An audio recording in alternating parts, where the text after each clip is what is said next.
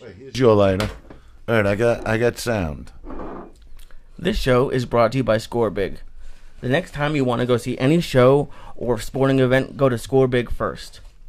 Go to ScoreBig and enter promo code Joey at checkout, and you'll save an extra $20 off of your first ticket purchase. And go check out the ScoreBig app for your iPhone. ScoreBig.com/ and use promo code Joey to get the $20 off of your first order. And the show is brought to you by Headspace. Go to headspace.com/Joey and download the free Headspace app and begin their Take 10 program for 10 days of guided meditation. That's headspace.com/Joey. And the show is brought to you by Onnit.com. Go to Onnit.com and use code word church to save 10% on all of their optimization products. That's Onnit and code word church.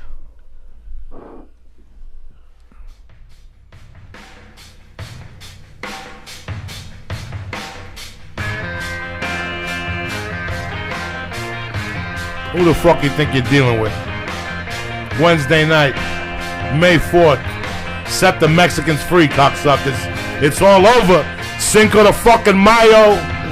Andrew Dice Clay, Eleanor Kerrigan, and my main man, the Flying Jew, and little brother, Syatt. I don't know what the fuck you're doing, but whatever you're doing, it's over. Oh, shit. 7 stars deep tonight, me and Lee. 750 milligrams out of respect for Andrew Dice Clay.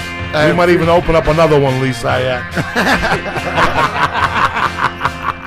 We might have to. What's happening? I'm already having a great time. This is Poor great. Lee. This Nice is to fucking live. phenomenal. This is nice and relaxed. This is like the greatest thing I've ever done in about 15 years.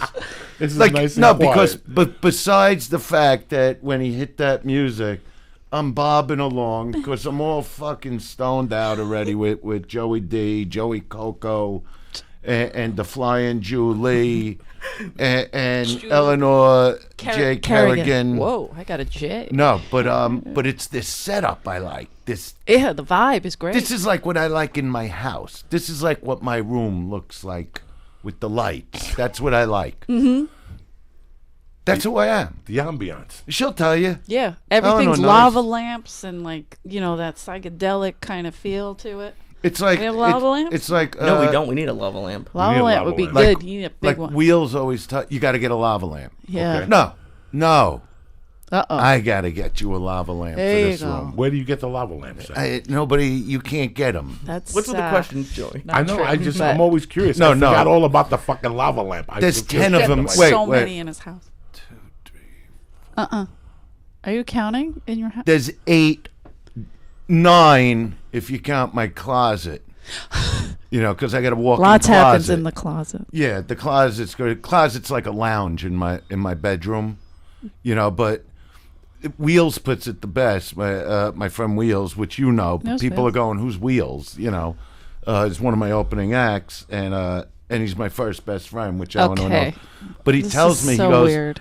"No, because we're talking about the lavas." He goes, "You know, it's one thing to want to bang a lot." He goes, "But when you bang," he goes, "it's an absolute production number just in your bedroom." Like Max would talk about it, like, you know, because I used to know Eleanor, like in that way. And like in between Eleanor and Valerie, You don't say that. it was like, say what? That's a between. terrible thing to say. In between. In Like, between. Well, I'm not looking to embarrass you in any way. what's like, to embarrass? There was like 15 girls in between, maybe more. But that's what I'm talking Oh, about. okay. Yeah, so Eleanor would get me these girls. That's true. No, but the bottom, but she knows like firsthand, like the room's got to have a vibe. I'm not like the type Yeah. of guy that just wants to It's dim not his, like boring. Yeah. It's like an event. And it's instant. When it starts getting dark, a different combination of lights goes on every night. Because I can't live with a dimmed down little dimmer with the end table lamp. I mean, it loses the luster, you know, with whatever chick you're with after a month. You know, so I always have different combinations of lights. So I got to get Joey D. Well, you're Yeah. learning something tonight. You're absolutely right. No, let me tell you, there's always music 24/7. Always. Even if it's low. You know what I mean? That it's just going. Because that's what life is. You got to just keep going. Yeah. You know, so I keep, there's always a soundtrack going on in my house. When you were young, growing up, was there always music on in your house? What was on in your house in those days when you were like 7, 8? Well, when I get up, like to have coffee with my mother, people always ask me, like, so did your father have that mouth and that attitude? It was really my mom. You know, she'd sit at the kitchen table. I'd wake up on another day. I just found an excuse not to go to school. And she wouldn't even bother me with it. She'd go, pour some coffee. And she'd be smoking like a 120. She smoked these like Virginia Slims, The long 120s. Long ones, yeah. And Sinatra would be on. There was William B. They would call this DJ. And he would play Sinatra for hours. Like Sirius does it now. Yeah, in Brooklyn. You know, so that's what would play, when you get up in the morning, like 12, 1, whatever it is. You know, because she was a late riser too, so that's why I could get away with not going to school. You know, and then I come out of my room, I go, I can't believe I forgot to go over there. Forgot to go. And look, there's snow flurries. You really want me out in that? And she loved the company, so she'd go, you know what? Pour a cup of coffee. And we'd be listening to Sinatra. So She great. gets hungry for cock at 8. I don't think Remember those are that? the words. That's different. Those are different words. You reminded me of this shit when I did Joe's podcast, when you started singing the contents Oh, yeah. of my balls is on your face. It's my wedding song. The bottom of your ass is a very fine place. You have a great voice. He really does. He really can sing. And then I we mean, swing. She yeah. gets hungry for cock at 8. I always, sorry. I grew up in a house with music on. And this house I'm living on does not have music. What? I have music in the room. No, with the you gotta computer. have. You So know what I'm besides saying? the lava lamp, I gotta get you something to play music. No, I brought this over here. See, that was my little. I got that. My The little exact thing. one. Fucking tremendous. You put the It's iPod amazing. in there. Yeah. And it blasts. That'll blow. Blasts. And a I little brought it round over one? here. Well, yeah, I yeah. do Yeah, want to yeah, say, that's because right. we just got into the music and everything, but I got to say, I'm thrilled to be on your show. Oh, tonight. I'm I've been looking forward to it. I know we got to postpone our gig, in San Francisco. Right. But we'll make it up. But yeah, and I was excited about that because what was I telling I was you on the excited phone too. about him? What he's going to do Oh, in front yeah. of me? He's just And then gonna what I'll do? annihilate and destroy them. Yeah, And he said, I'll tell Joey, don't leave nothing. yeah. I'll say don't leave anything, Yeah. so I could just sort of come out and And relax. just fucking. No, he likes to come out and just ride that wave, Like Yeah, it's- I'd rather come out after a kill. Like Eleanor's a killer on stage. Eleanor's I've been a telling her killer on stage, lately. yes. Thank you. I go, it's becoming hard to follow you. Because Unbelievable. I got when I come on stage, I go to nothing.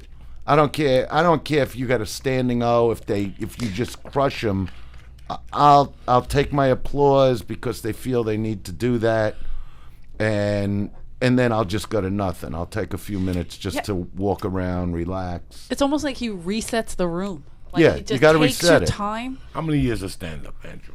Nearly Altogether? 40. 40. Wow. Do you know what the experience is? He could control the room. When he used to, when we'd be behind the Comedy Store, and he'd go, tonight I'm going to go up there and watch what I'm going to do. I'm not going to talk. I'm not going to talk. Yeah. I would go home, and say, this isn't for me. Why does he want to go up there and talk? Jesus Christ, I don't know how many times that Because tooth. he made me you move. got I that can't believe he fucking- got me stoned out before we even give me another hit. Of Oh, that. no, this Well, is and fun. I'm in a cloud of smoke, Oh, yeah. by the Fucking way. I Joey can't see Coco. a thing. But Maybe you'll hire He me turned after the this. lights out. Can I I don't know work what's with the happening in Flying here. Jill? He's a good control guy. on stage All right, is let him talk. confidence. Absolutely.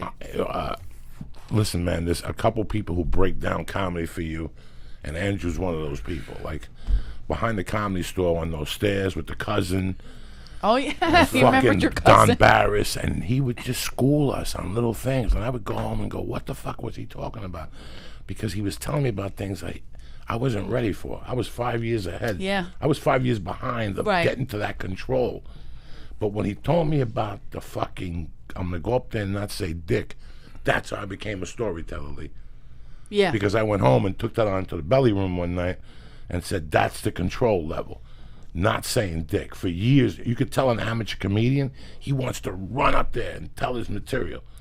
Yeah, I've seen people A pro slows down. No matter, you could listen, ISIS could come into the Comedy Store and blow up the corner, and Andrew will come up and wait and suck them into their world. It's a fucking gift. No, it's true. It's a 40, it's a 20. It takes about 11 to have the balls to fucking, especially in a big room.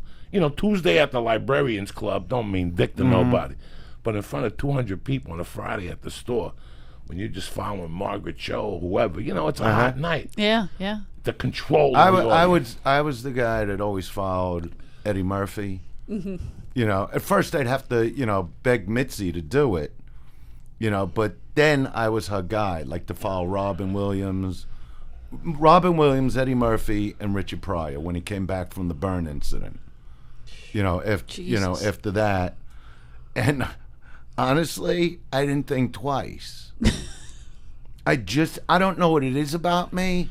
I just look at everything as a challenge.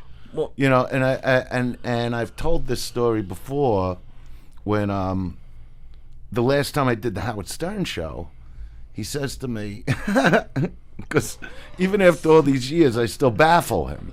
I just see it in his face. I mean, he's the greatest, but I still get him with shit because he says, this is like after the Woody thing happened. And people were going, you're going to win the Academy Award, all this shit. And I'm like, no, I'm not. I just wanted to do a great job. And that's how I really feel about those things. But after I did Woody, because I already did another special, I did Entourage, the final season. So the Woody thing, blew it up. And Stern is asking me, he goes, all right, so let me ask you a question, Dice. He goes, you'll build your career to an absolute pinnacle, and then you'll destroy it. Why would you do that? And my answer was, for the goof. Yeah. Just to see if I can go do it again. Jesus Christ. And there's no guarantee of that. No, but you've done it Yeah, and now I'm at that point again. That's what's going on now. But I'm not going to blow it. I'm not going to blow it for the goof. Do you remember 10 years ago, everybody kept saying that they were going to release the fucking Marlon Brando tapes of him teaching an acting class in the Valley? Oh, that's hilarious. No, yeah, for a while before he died, Uh-huh. it was a very secret acting class. And he taped all the classes. And for years, people were going to release them. Where we fucked up, Andrew, was not putting a camera on those stairs. Oh my God! Because that was my college 101. You told me a story that you were at the store one night, and that they call you at the house, and they're like, "Hey, it's Michael Douglas. He wants you to go do a movie. Oh no! He wants you to go on the 4th of July, and don't bring a jacket." And then you kept smoking in the makeup chair. No, I'll give you that story. I know what you're doing. No, I don't know. From the beginning. They call this Princess is what happened. Corey. Yeah. Okay. Princess Corey calls me and says... Wait, who's Princess Corey? You don't want to know. What do you mean? You don't know. He's too young. He's 27. He doesn't know Princess She Corey. used to be the town coordinator. I'm so No, I know who Oh, she is. no, I know. I'm helping them, the listeners. She used to be the town coordinator at the Comedy Store. Yeah, because you two are so high right now. And Lee's sleeping, I think. It's like all the way on the You all right, Lee? I don't know what he had me smoke. Fuck. But even if these colorful lights weren't here, I'd be seeing them. Yeah. Yeah, he doesn't smoke anything like light. I feel like I'm in a Doors video. I don't know what's I'm happening not right taking now. another hit of Joey Coco's pot. I'm sorry. He's so high right now. It's hysterical to look at. Me too. I'm out of my So wait, so So, Princess Corey called Princess you. Corey Princess Corey calls you. Town coordinator at the Comedy Store, and then go ahead. Okay, tells me that this director, that Michael Douglas, is looking for me. All right, so I call him up. I can't even believe I'm getting it. And I've already done I've been in the business. It's like 1990. 2000. It could be 99. 2000. Yeah, it could be something 2000. like okay. So I go in and I read for the part. He goes, it's a formality. I got no problem reading for the part. It's with you. It's a Michael Douglas movie. It was called One Night at McCool's. So I get the fucking part, which I was thrilled to get. And now they send me to meet Wardrobe in the Valley, which was cool. It was right over the hill from Beverly Hills. I went with Trini. They checked me out with makeup. And the makeup girl says to me, you know, you're going to be in makeup about 2 hours a day because we put these tattoos on you. And I go, yeah, no problem, as long as I could smoke. And this is a long time ago already. And she goes, oh, well, there's no smoking in the trailer. I go, well, there's no way I could sit for 2 hours and not have a cigarette. You know, so, you know, if we got to get our own little trailer, let's just do that. But this was also a time where people were still like, if they didn't like dice, you know, they would look to attack, and I'm trying to be nice. Haters, big haters. So now I get another call in a few weeks, and I'm sitting out at my pool. Let me lay it out for the people. I had a big mansion in Beverly Hills on 1.25 acres, which is like unreal. I mean, I'm from Brooklyn. You know what I mean? I didn't grow up on 1.25 acres of just grass. It was unreal. Yeah. So I'm at the pool with my wife Trini. People, you got to understand, I'm all fucked up right now from Joey. So if I'm telling you a little slow, it's because I'm all stoned out, okay? So anyway, the greatest pot in the world, by the way. Joey, you should start selling the pot on the show. Oh, please. That's the next I would pay a lot of money for that. This is true. So I'll be your dealer. So anyway, I get a call. We're sitting at the pool. Max is a little baby. Dylan's a little baby. And I get a call. They want to see me in wardrobe and makeup. And I go, yeah, okay, I'm coming right over. And they go, no, we're all the way out. Like, they were like an hour away somewhere. Oh, jeez. And I'm going, are you fucking kidding me with this? I got to get in the car so you see how a shirt looks on me? You know, I'm sitting at a pool here. But I'm like, all right, I don't want to have a problem with Michael Douglas, right? So now I go, because I'm always making friends. You know? I'm just always making fucking friends. So I drive all the way out there, and again, you know, the makeup lady starts with me. Well, we're not going to be able to have your own trail. I go, then let's just sit the fuck outside. How does that sound? Well, you put the makeup on. We'll just sit outside. So now I get a call from Michael Douglas. And he gets me on the phone, and he goes, you know, I don't know what's going on. You didn't start filming yet. And I go, yeah, what's the problem? He goes, well, I heard you're antagonizing, you know, the makeup and the wardrobe women. And I go, they're starting with me. I'm the nicest guy in the world when I'm not on stage, you know, and they're starting with me, tell me what I'm going to do, how I'm going to do it. He goes, you know, let me tell you something, Dice. He goes, I went to bat for you on this film. I go, well, who the fuck asked you to? You know, I don't know you. You know what I mean? I'm glad you want me for your movie, but I didn't say, hey, you got to go to bat for me and tell people that you want me for this fucking movie. I go, and I didn't do nothing. I go, look, Mikey. No, he liked that. I think he liked it because he didn't say anything. You know, so like I call Donald Trump, I call him Donnie. You know, I'm the only one that calls him Donnie. So anyway, I go, look, Mikey, take it easy. I go, I'll straighten everything out when I come there. Don't worry, I got this covered.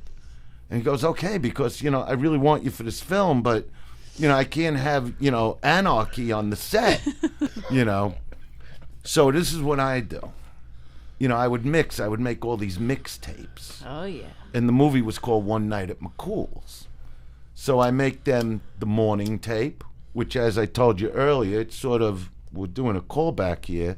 It's all the Sinatra stuff. It's the McCool's morning tape that they could play in the trailer. Okay? All the Sinatra, Tony Bennett, Bobby Darin, Louis Prima, Liza Minnelli singing, and the world goes around and around and around. Okay? Now they got the McCool's after lunch tape, meaning nighttime, which is all the 70s disco leading to crazy house music. So I come in there not only with the tapes, because I didn't know their setup, I buy them these giant fucking boom boxes that light up. All right? So we put on the music, and now here comes Matt Dillon. He's the star of the movie. and he shuts the tape. He just comes into the trailer and he puts on some fucking oddball shit, like artsy. And I look at that, and I love the Dylans, both of them, and Matt's the greatest. But I said, what are you doing? He goes, no, I want to listen to this. I go, yeah, but who asked what you wanted? Look what we were all doing. I go, there's 6 people in here. We're putting the fucking tape on. It took me hours to make that tape. I was going to ask, do you make the tape? Yes. What? It's very... What? You made the tape? Yeah, I would take CDs, and I had a mixing board. So I'd use 2 CDs. If you date them, we'll make you one, too. Yeah. I got a couple of them. And I mix it onto cassettes. So it's like a real DJ. Okay? So bottom line is, Matt really didn't give me a hard time because everybody's looking at him. And I said, look at the boombox I bought these fucking people. It's beyond belief. But I did decide at that time to fuck with Matt Dillon for the rest of the shooting of the film. And he did a movie. Oh, wait. I got to finish what happened. Wait. Oh, my God. I will come back so to Michael up. Douglas. No, because that's the end now. So I get these boom boxes. I play the music for everybody. I straighten out fucking Matt because he knew, I'm Dice. That's it. We're gonna listen to what I want to listen to, and but he's the coolest guy. But I did keep questioning him about a scene in the movie My Bodyguard. It was a constant. Okay. Was he in The Bodyguard? Remember The Bodyguard? He did it like Whitney when he was Houston? like No. When he was a kid. He was a kid, like 19 years old, whatever. He did a movie, The Bodyguard. My Bodyguard. So My Bodyguard, where he's So like good. this tough guy, and he picked on this like nerdy kid, and the nerdy kid got this monster of a bodyguard. So then Matt Dillon gets his version of that guy. And what happened is Matt Dillon's bodyguard, threw this motorcycle in a lake that the nerd's bodyguard like really took time, like this old fucking bike, motorcycle, and he threw it in the lake in the movie. So I come over to Matt Dillon, but I stay on it, and I go, Matt, let me ask you something. I go, the movie My Bodyguard? I said, the movie My Bodyguard? Eleanor, I'm fucking talking. I'm showing him Matt Dillon in the movie.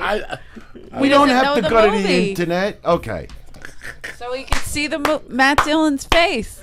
You see, How young he This is. is why I don't go out with you no more. I'm thrilled that we don't go out anymore. No, this is why. Because when I'm doing something, you start doing something. Well, I'm trying to get to the point of the story. I mean, you're telling a story. You don't know the point. I do know the point. No, you Joe know the Diaz movie. Got you high is what he did. You know So the movie. now I know we have exactly to what the sit fuck here. I'm saying. All right. You So want the to tell me how boom to... boxes are lighting up. No, No, he's up to, he's Matt going up to Dillon's- Matt Dillon Wait at a the minute. lake. At the, So Hey, Mike. I say, yeah. I know the show. I know the movie. I know you know the movie. So I go over to him and I go, you know that scene in My Bodyguard where Mike throws the motorcycle in the lake?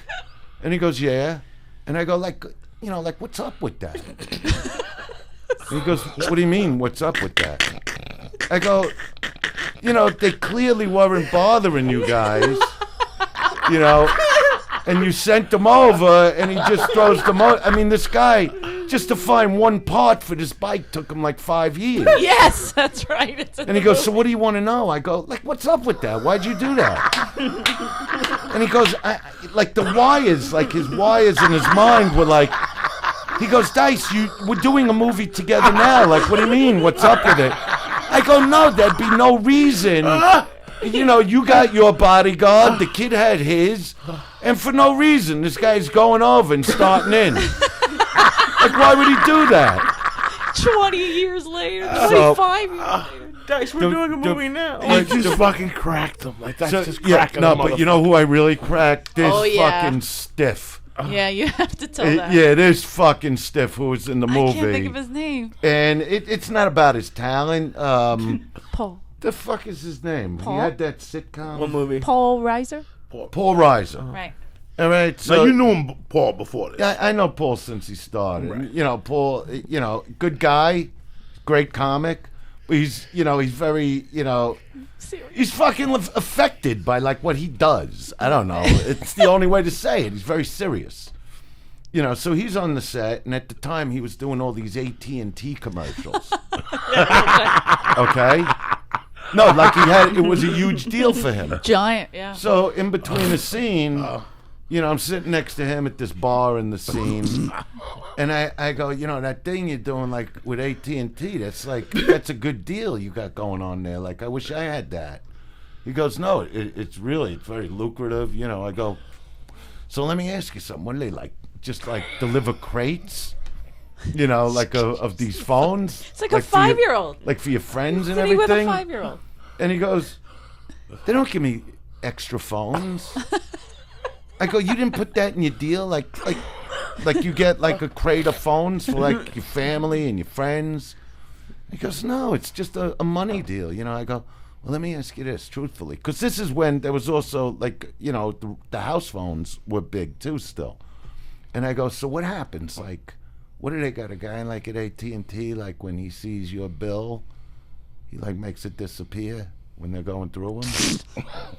And he goes, what are you talking about? I go, like when you send in like the check with, the bill, like they must have your name up somewhere that when they see that, they just like rip it up and, He goes, no. And I'm going, I would have that, Why would I pay for my phone if I'm helping them out, getting them customers?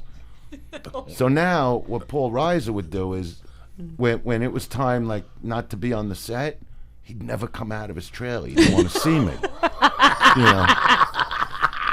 So I would, he likes, at that time he liked smoking cigars, and so I would like just bang on his dressing room door just to jolt him onto the trailer. Because I know he's like all chill inside with the cigar, and I'm like, fuck you, and I'm banging on the door, and I'd actually run away so he would never I bet unless he listens to this podcast, he never knew that was me. So now, right now he's at home like, mother. So wait a minute. So now that I've made some friends on the set, the craziest part's coming. Because Max, my son Max, and John Goodman's wife gave birth the same. Not my son.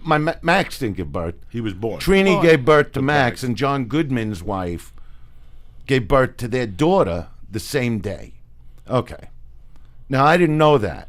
I come up, Trini has the baby. They put you in like one of their like, hospital rooms for a few days. Yeah. And but I had all these armed security guards on Max, like ex-FBI, because I was getting a lot of death threats at the time. Well, it was the height of his career, too. Yeah, it's when I was doing the arenas. So there were two guys where all the little babies are with the black suits on, and like, who the fuck. And then there's two guys on Trini's bedroom, because I had some serious threats at the time. So I come walking down the hallway, and there's John Goodman standing outside, I guess, his wife's room. And he sees me and he goes, oh, now I get it. Now he gets it. Like, he didn't understand why there were all these, like they're carrying Glocks, these guys. It's newborn babies. Like, what's going on up here? And that's how I meet John Goodman. Now, a few years later, actually 5 years later, because it was going to be Max's 5th birthday, is when I was doing the One Night at McCool's. And he was the other star of the movie.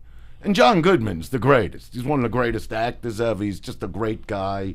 But, I could ruin anything. Wow. And so Max's 5th birthday's coming up, so we're making a big birthday party. So I say to John, I go, why don't you come over with your kid and your wife and whoever you want? I'm making this giant 5th birthday party. He goes, yeah, that sounds great, whatever. So he wasn't at the party. Okay? So, and there was no guarantees coming to the party, and I know that. But I can't help it. I need something to do on the set when I'm not filming. So I see John Goodman, and I sort of give him a little attitude. I go, yeah, how you doing? And he goes, no, good, you right? I go, nah, What? I don't want to say nothing, Remember, we were going to share the birthday parties? And he goes, No, Dice. I said, maybe we'll come by. I said, everybody, I had over 100 people there. Everybody was waiting for you. Even the Batman I hired hung out. and the Power Ranger hung out because John Goodman's coming. I mean, the celebrities there, but the point is, your daughter's 5, Max is 5, and, we're all standing around twiddling our thumbs waiting for you, and you just say, fuck you, Dice. Oh, fuck you, fuck your family. And he's looking at me going, I'm not that kind of man. If I told you I was... It was like in passing conversation. Like, did I take your address, he says? I go, it's not the point. The point is you said you're going to be there. And now he's looking at me. I think the guy's like, he's starting to get heated up. And he's like, well, look, if I make plans to do something, I go through with those plans. But we didn't make definite plans. I go, you know what? Matt was right next to me. Should I go get him? He's go, Matt Dillon? I go, the guy felt like he was on fucking trial getting his morning coffee, and then I look at him and I go, I'm just fucking around. How you doing? Everything good? Is this first thing Monday morning? Yes. Immediate. How did you get 7 to in the finish morning that film and do so well? Well, I had all those people hating you. Because I played 2 characters, and the second one tried to kill everybody with a machine gun. You. Yeah, that scene. Yeah. That was a good scene. So anyway, with Michael Douglas, when he shows up on the set, because of the boom boxes and the tapes, all of a sudden he's got his hands over my eyes, and he's like, "Guess who?" That's happened twice in my career. With the Guess Who, one was Travolta, one was Michael Douglas. So he goes, "Guess who?" And he goes, What has happened on the set? He goes, people are more excited about you being on this set than Matt Dillon. Like, what happened? Everybody's turned around. I said, I told you it's all going to be good. I got the disco tapes. I got everything. You know what I mean? I got the boom boxes. I know how to come to a set. I go, it was just that makeup girl. Go straighten her out. So me and Michael get kind of tight, right? So after the movie, he's going to take Katrin. Oh. What? No, it was just funny Isn't the that way Katrin you said it. Zeta-Jones? Yeah, you're right. To Europe for her birthday. Oh, yeah. So I'm smart, I like the guy. I want her to have a great birthday. So I make him birthday tapes for her. Okay? He does make a hell of a tape. No, wait a minute. I make her birthday tapes. Then I go to a sex shop. I figure I'll do a little shopping for them. And I buy her this hot fucking number. I know how she looked in it, every fucking detail. That's the worst thing you can do to buy lingerie for their wife or girlfriend. Yeah, but this wasn't normal lingerie. This was no Victoria's Secrets or Frederick's. This is the real deal. This is me going to the street. I understand what you're You know saying, what but I'm saying? you don't think that's offensive, like to buy a woman? Did you ever see her? Yeah, we all did. She's famous. Yeah, she's hot. I've seen her. Exactly. So what am I going to get her? A robe? A terry cloth robe? I got her something You're okay hot. with this? If somebody bought Terry lingerie, you'd be like, oh, thanks. Hey, Terry, go put that on. You know what? He's so Listen, high. he's loving the story. Can you let the man love the story? All right, fine. Go ahead. All right, you're buying her So Cafecita. I find her this hot fucking number. I could just see like how her ass cheeks would stick out because I've seen her in movies. Inappropriate. I studied her a little in like that one she did. Like, was it not Cabaret? What was Chicago. Chicago. So I saw her in some outfits. I'm going, all right, her tits. They're not the biggest thing in the world, but I can make them look great. You know, I mean, they're nice. They're normal. They're regular big tits. They're not like, kettlebell tits or anything like that. That you look and go, what the fuck is that? It's an actual human the telling fuck a story, is by that? the way. Ball tits. With fucking these Kettlebell. big fucking tits banging between your head. You know what I mean? So I get it in negligee. And then I pick them up, some like, the best lube in the world. It's the kind of lube that if you put a little on your fingers, it'll be on there 10 years from now. It doesn't dry. It doesn't believe in getting dry. This is true. I still have some. Yeah. I'm not going to say the name of it unless they want to pay me $1 million fucking dollars, but I call it Silk. But Yeah, that's not the killer. name of it because that's what it feels like, okay? So I get him that. I throw a toy or two in just to, make the box look right. A couple things that, vibrate a little. But stuff, like he can't go into this place and get it, so I figured that, so I give him the box to give her, right? So now I'm watching TV Okay? Not even kidding. And it's like one of the entertainment shows, like Entertainment Tonight. And they're showing her birthday party in a disco in Europe with Sean Connery. And Michael Douglas is talking about how they're playing Dice's disco tapes. That's what's being played in this discotheque right now. Because I really blend them and mix them. And then I get a call from Mikey saying it was the greatest fucking birthday she's ever had. I go, you got to tell me how'd the outfit look. He goes, it fit perfect. I go, and the other thing I put in there, the silk, and he knew exactly what I was talking. He goes, you got to tell me where to get it. I told him like where to get it. Yeah, I go, but I don't know if you should go in there. So you call me and I'll get you like a dozen bottles, whatever. A dozen bottles. And that was the end of one night at McCool's. Because it makes sense for him to go in there. Now let me ask you something, man. But I love that guy, Did you ever fucking think, like you told me once that you started out as a Travolta impersonator? Oh, yeah. Did you ever think, like now, you have your own show on Showtime, all that's surpassed. Did you fucking ever think this all started with your dad driving you to fucking be Travolta at some roller skating rink or something? No, at Pips is where I started. Pips Comedy Club. The Jerry Lewis into Travolta. Honestly, I just got to tell you the truth. I believed I was going to be as big as I became. Really? From the very beginning. That was not a hair of a doubt what I was meant to do. It's more of a spiritual thing in me that I knew from really young. And this time around is like, that was insane. The arena days, like I was telling the Flying Jew over here. Tell them, because there's a lot of people who are young. You're allowed to talk, right? Of course I'm allowed to talk. But what does that mean? No, I'm not. He is allowed to talk. No, you're a good guy and well. everything. Occasionally. He's the man of the kid. I like him a lot. I love Thank him. you. Like I want to hear Lee's question, but then I want to... It's not a question, but it was just because I asked Joey, we were talking before the show, and I said, could you compare him to anyone now, just like big, like celebrity wise? Because we were watching the Dice. Well, no, I thought you meant stand up wise, and I didn't want to give you the wrong figure. He had said the figure on JRE, and I just didn't remember, and I didn't have time to. He was coming, I didn't want him to show up, and we're looking his numbers up or whatever. Oh, okay. So I wanted for Lee to know. I wanted Lee to understand. Lee, Lee, what year were you born? 88. Ew. All right, was all right. The Rodney Dangerfield special I was on, that blew me through the roof, aired February 13th, Saturday, February 13th, 1988. When's your birthday? July 20th. I wasn't alive yet. So you weren't even born yet. No. That's cool. But I knew what that special was going to do because I was really prepared for it.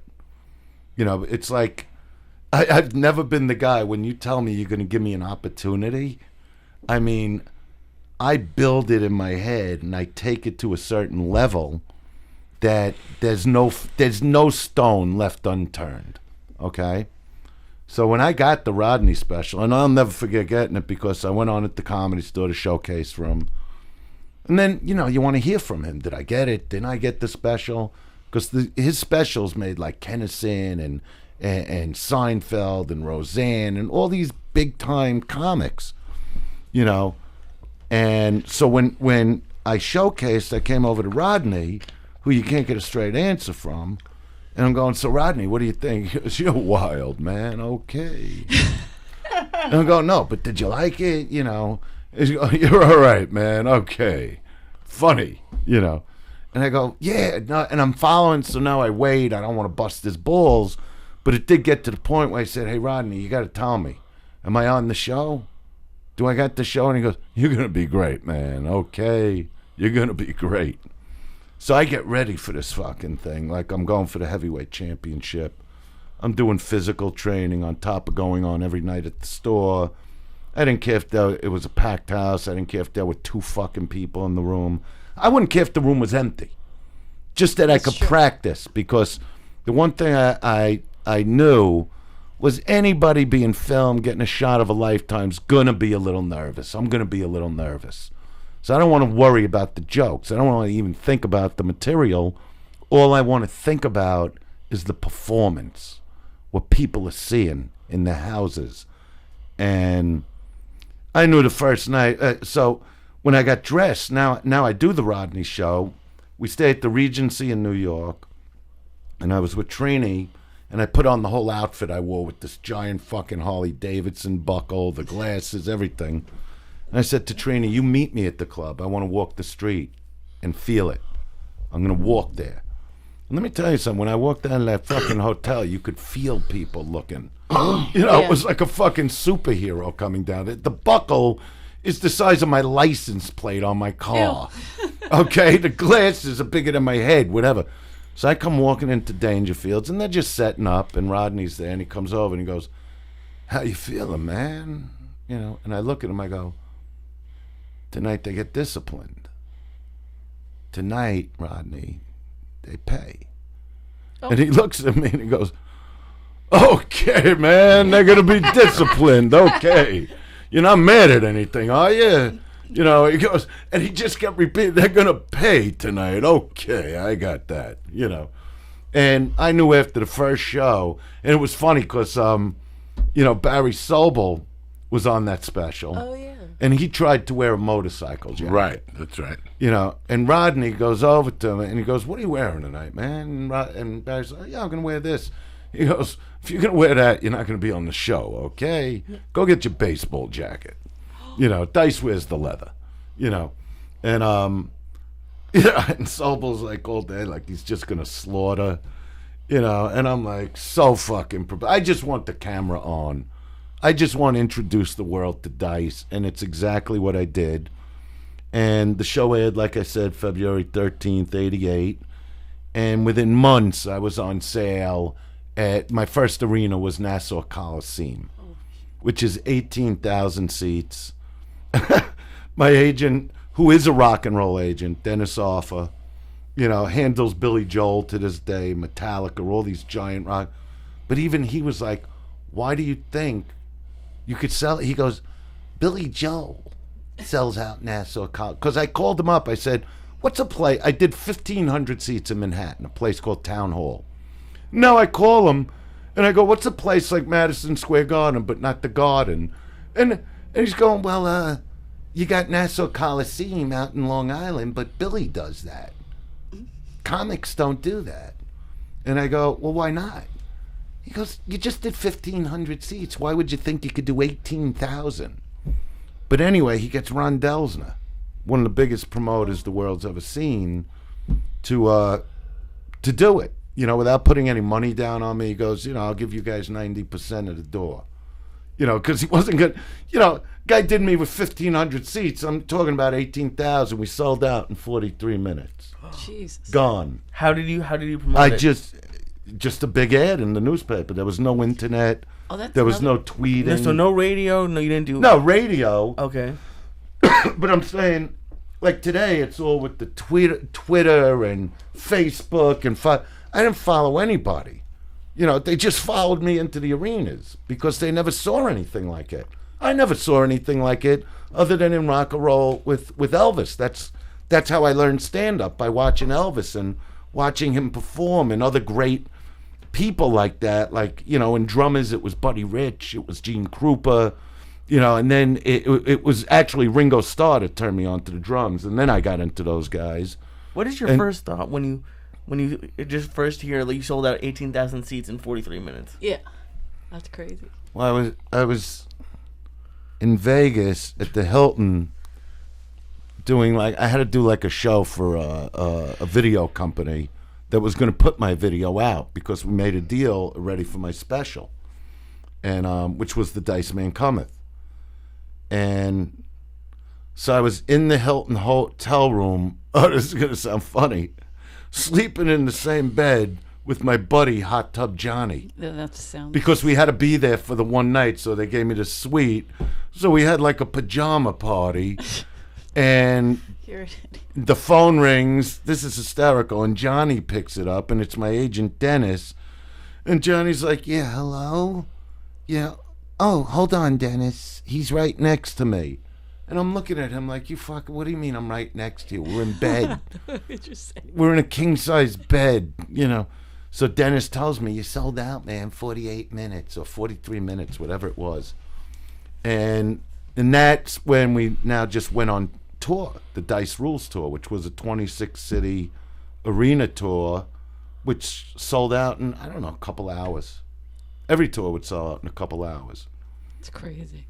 It was the craziest thing I ever went through in my life because of what happened with the press, that they came after me like I was an ex-con or something, not a comic. It was the most ridiculous thing. I couldn't even fight it because I'm like, what is this? You know, so I'm trying to entertain the fans, and you got the press, you know, calling it the comedy of hate, and I'm going, it's anything but hate. It's the comedy of how much I love pussy, really. And I did some gay jokes that weren't gay bashing. It was just that time in America where gays were coming out of the closet, so it was a funny subject matter.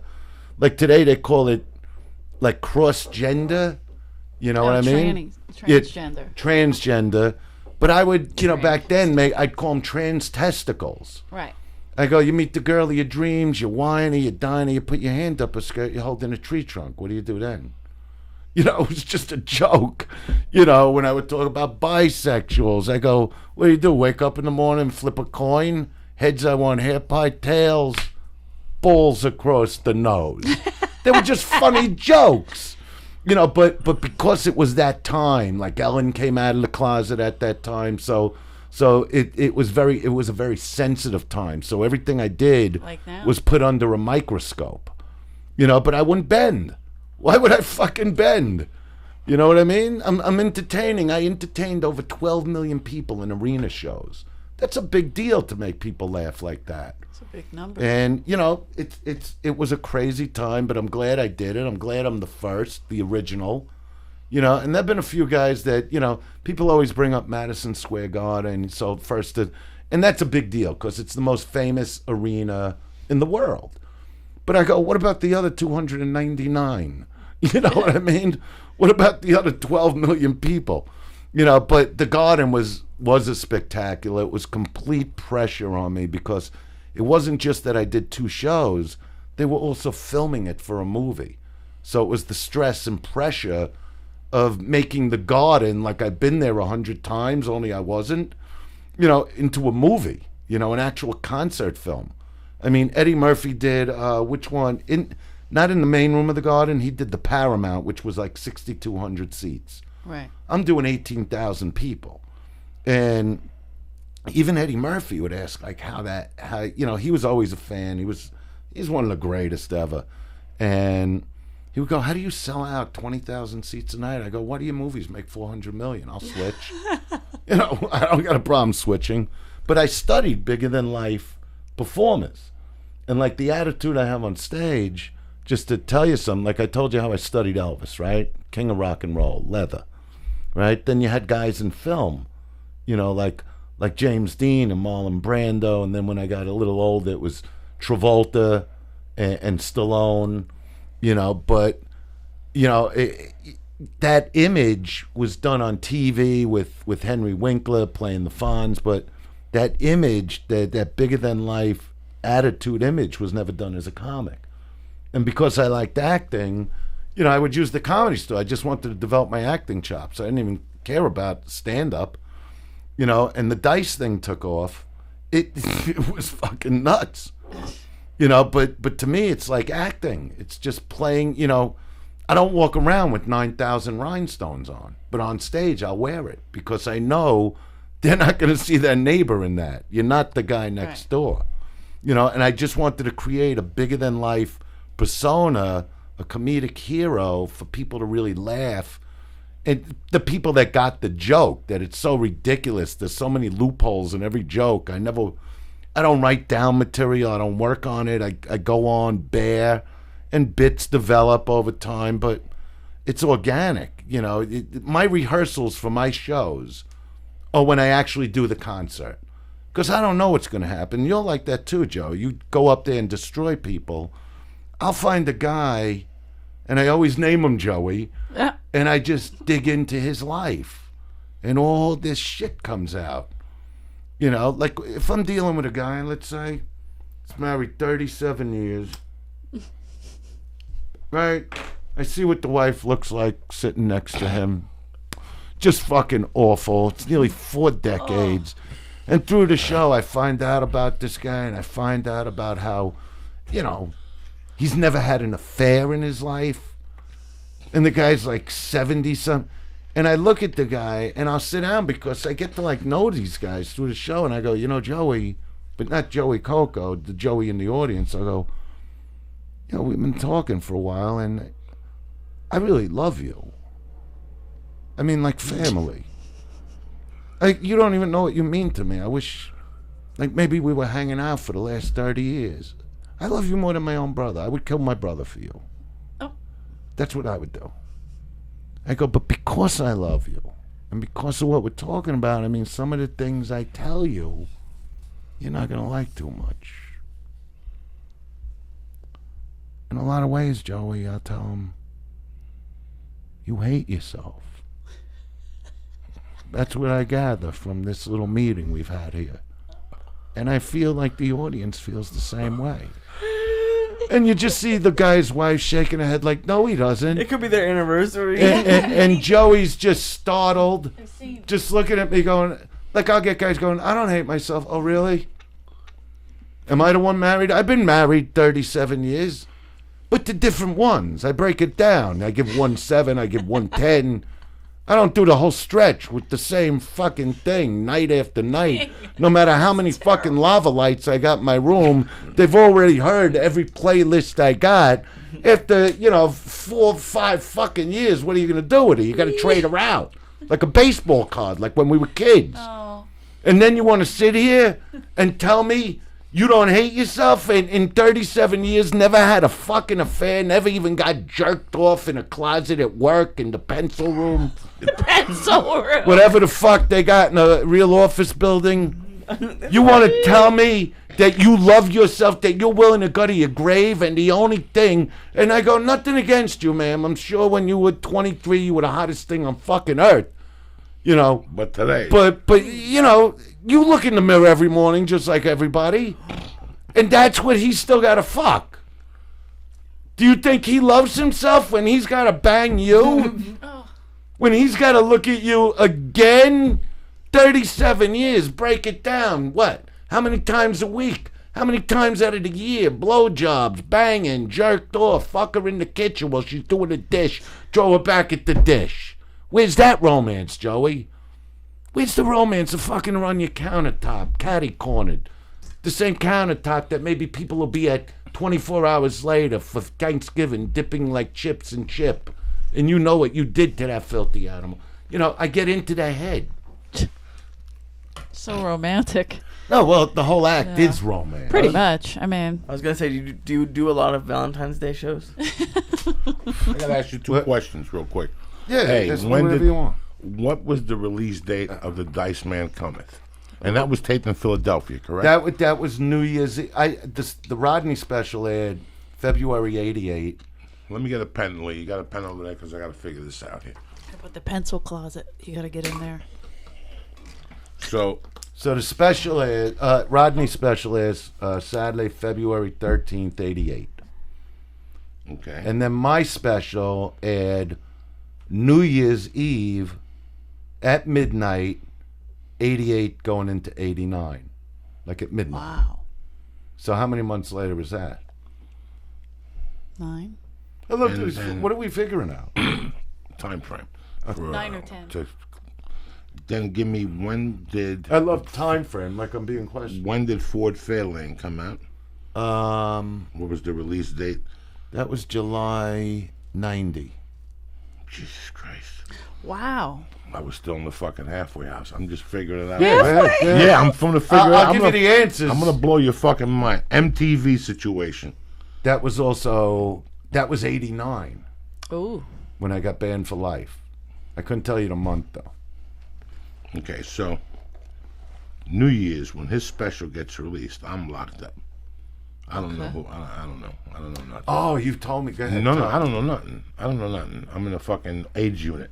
Yeah. That's why I celebrated New Year's Eve at the camp, because they had kitchen and drinks and food, and everybody that was cool could go into the HIV unit. There's only 4 guys with HIV. but they had cable TV. The government had to do a whole thing for them. Yeah. So I don't know nothing. I get out. I'm in a halfway house, and the dude from Jersey, my roommate, older than me, keeps telling me, you got to see this guy Dice. I'm in a fucking halfway house. I don't got time for no fucking Dice. Yeah. Dice is only going to get me in trouble. Yeah, I sounds like trouble. But he always was a big stand-up guy. He took me to see the guy from Boston. This is very interesting. He took me to see the deadpan guy. Stephen Wright. Yeah, Stephen Wright. One year, he won tickets from a radio show, and then a year later, he takes me again. And this is weird. I'm with the same guy, and we walk out, and he goes, "What'd you think?" I go, "It was great," but he said the same fucking jokes as last year. And I remember walking across the street with him going, if I was ever a stand-up comic, I would change my material up a lot. Like at this time, I'm not even Andrew. I'm not even thinking about doing stand-up. This is something that's. I listen to Richard Pryor and not Belzer, the other guy, David Brenner and Chico and the Man, and whatever. And then all of a sudden, I get locked up. I come out, and he's my roommate. I had lived there before I got locked up, and he's telling me about this Dice character. And I'm going, I don't have time for this shit. Will you stop? I gotta go. I'm on the move. You gotta figure it out. I'm lying to these people. I'm supposed to be at a fucking car dealership selling cars with a suit on. I'm slinging coke with a fucking car. Yeah. With a pager. They call and they're like, where are you? They couldn't get. I had a special permit from the court saying that I could leave. I didn't have to be at a certain, like most people go to a job.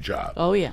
Not me. I had a garage, but if you went there, it said, come again. Have a good day. No habla español. Yeah, and I would have my car, and I'd go to people's houses, and I'd hang out and watch TV.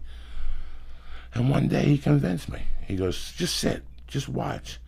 And all of a sudden, the fucking thing, and I'm watching, and he's sucking me in, I'm watching, and I'm like, okay. And 10 minutes in, I had to go, but I didn't have to. Yeah. That was it. I was hypnotized on the stand-up comedian, his material. And once the fucking material came up about, he came up to me at the airport if I wanted to buy a plant, so I could stick it up your ass or something.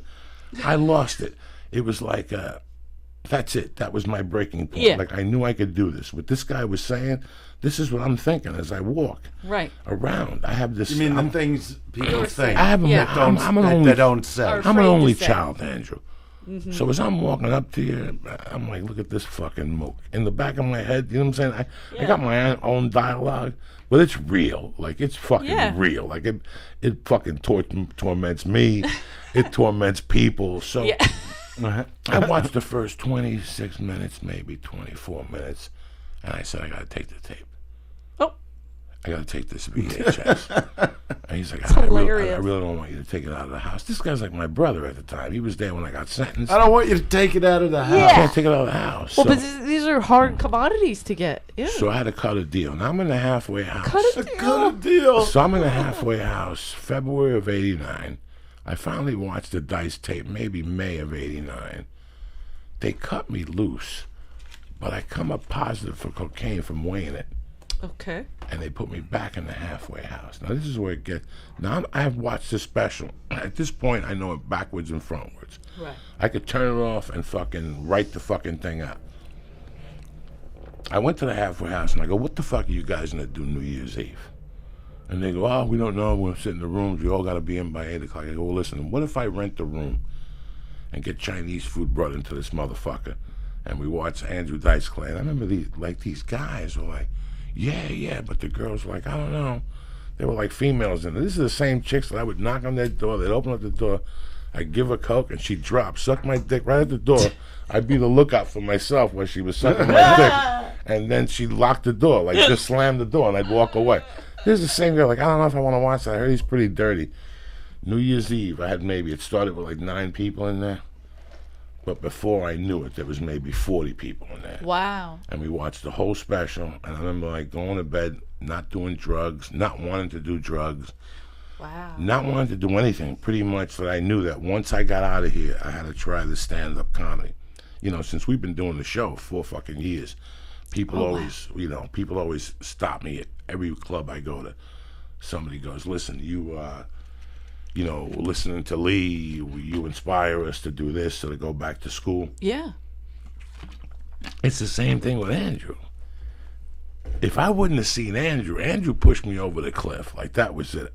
And then I brought the tape home. My wife was the whitest chick in the world in those days. Mm-hmm. Now, I came out of prison, and she was like the mother. Okay. She became a den mother. Yeah. She wasn't my wife anymore. Right. And I remember putting Andrew on the living room going, sit down. And after like 3 minutes, she's like, no, I'm not watching this. That was the beginning of our divorce. Like, that was it. You smell it. That was it. Like, in a subconscious way. Yeah. In a very subconscious way, I knew that this is it. This is my dream. She's not going to squash your dream. And I remember I made her drive me to the Comedy Works. And I got on stage. And this July 18th will be 25 years. Wow. And, and then, like, I go up to the Comedy Store. I become a regular. I'm up there. You know, Eddie Griffin's bumping motherfuckers. Right? Eleanor's up there giving orders. You know, people ODing in the back, those fucking jamokes. Oh. The kid that from Tennessee. But all of a sudden, Andrew Dice Clay started to come up there. And I wouldn't really say much. And it was hysterical. He always came. Because I'm going to tell you how I fucking knew. Listen, I always smell trouble. I could smell trouble. I made enough trouble. Right. When I see something, I just make a mental note. Check that. And I just walk away. It's got nothing to do with me. Luca Palenka shows up, who I love dearly. But he does a bit, and he would go in his jacket at that time, take a fucking barbecue lighter out and light a cigarette on stage. And I remember deep down inside, he would say, I'm a hitman from Brooklyn. And, you know, he would wear a leather jacket, and it was cute for a while. And, but when he take the lighter out, I knew it was going to be a problem. Yeah. Yeah. And then Marino showed up. Oh. And Marino started doing his thing, and I'll never forget this. And one night, Dice is up there. Usually, Dice was always up there with his cousin, or a fucking manager, or once in a while, the wife. This night, he's alone, and he's fucking prowling.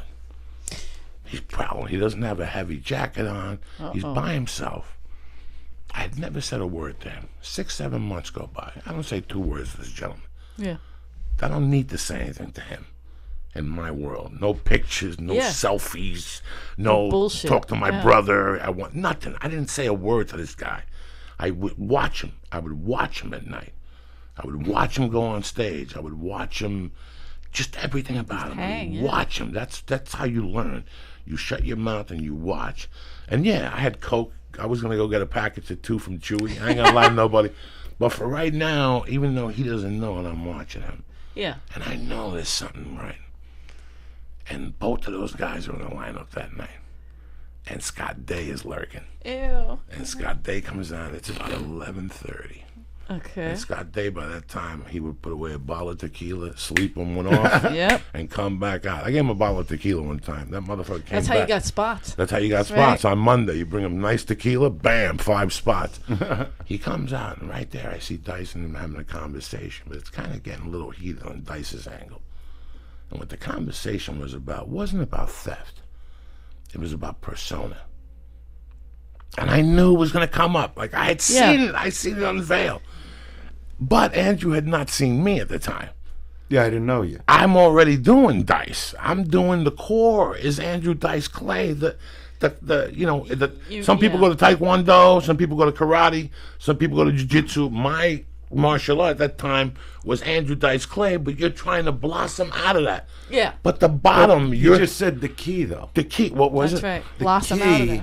You could be influenced by. I told you a bunch of my influences. Oh, yes. But I'm not doing them. Right. You become an original. You become an original. Yeah, and so I love what you're even saying now, that I influenced you like that is a big deal to me. Whenever a comic tells me, or anybody tells me, even actors, when I worked with Bobby Cannavale recently in Vinyl, told me what I meant to him, told me how he was at the Garden, when he was a kid and I was on stage, told me how he'll take things from me and turn it into Bobby Cannavale. He told me all this, and look at him, one of the great actors now. But he's an original. He's himself. Yeah. He's not being somebody where you go, "What's this guy doing?" Dice or any actor or any you want to be known for who you are, what you created. Because a lot of times, Joey, even if you take on anybody's persona and you act like I used to see a guy that that tried to act like Letterman all the time. Oh, yeah. This fucking jerk-off asshole. There was a lot of them, but there was one specific. Yeah, so anyway, it's hard enough to make... Anyway, go ahead. It's hard enough to make it in the business, right? But let's say you fail.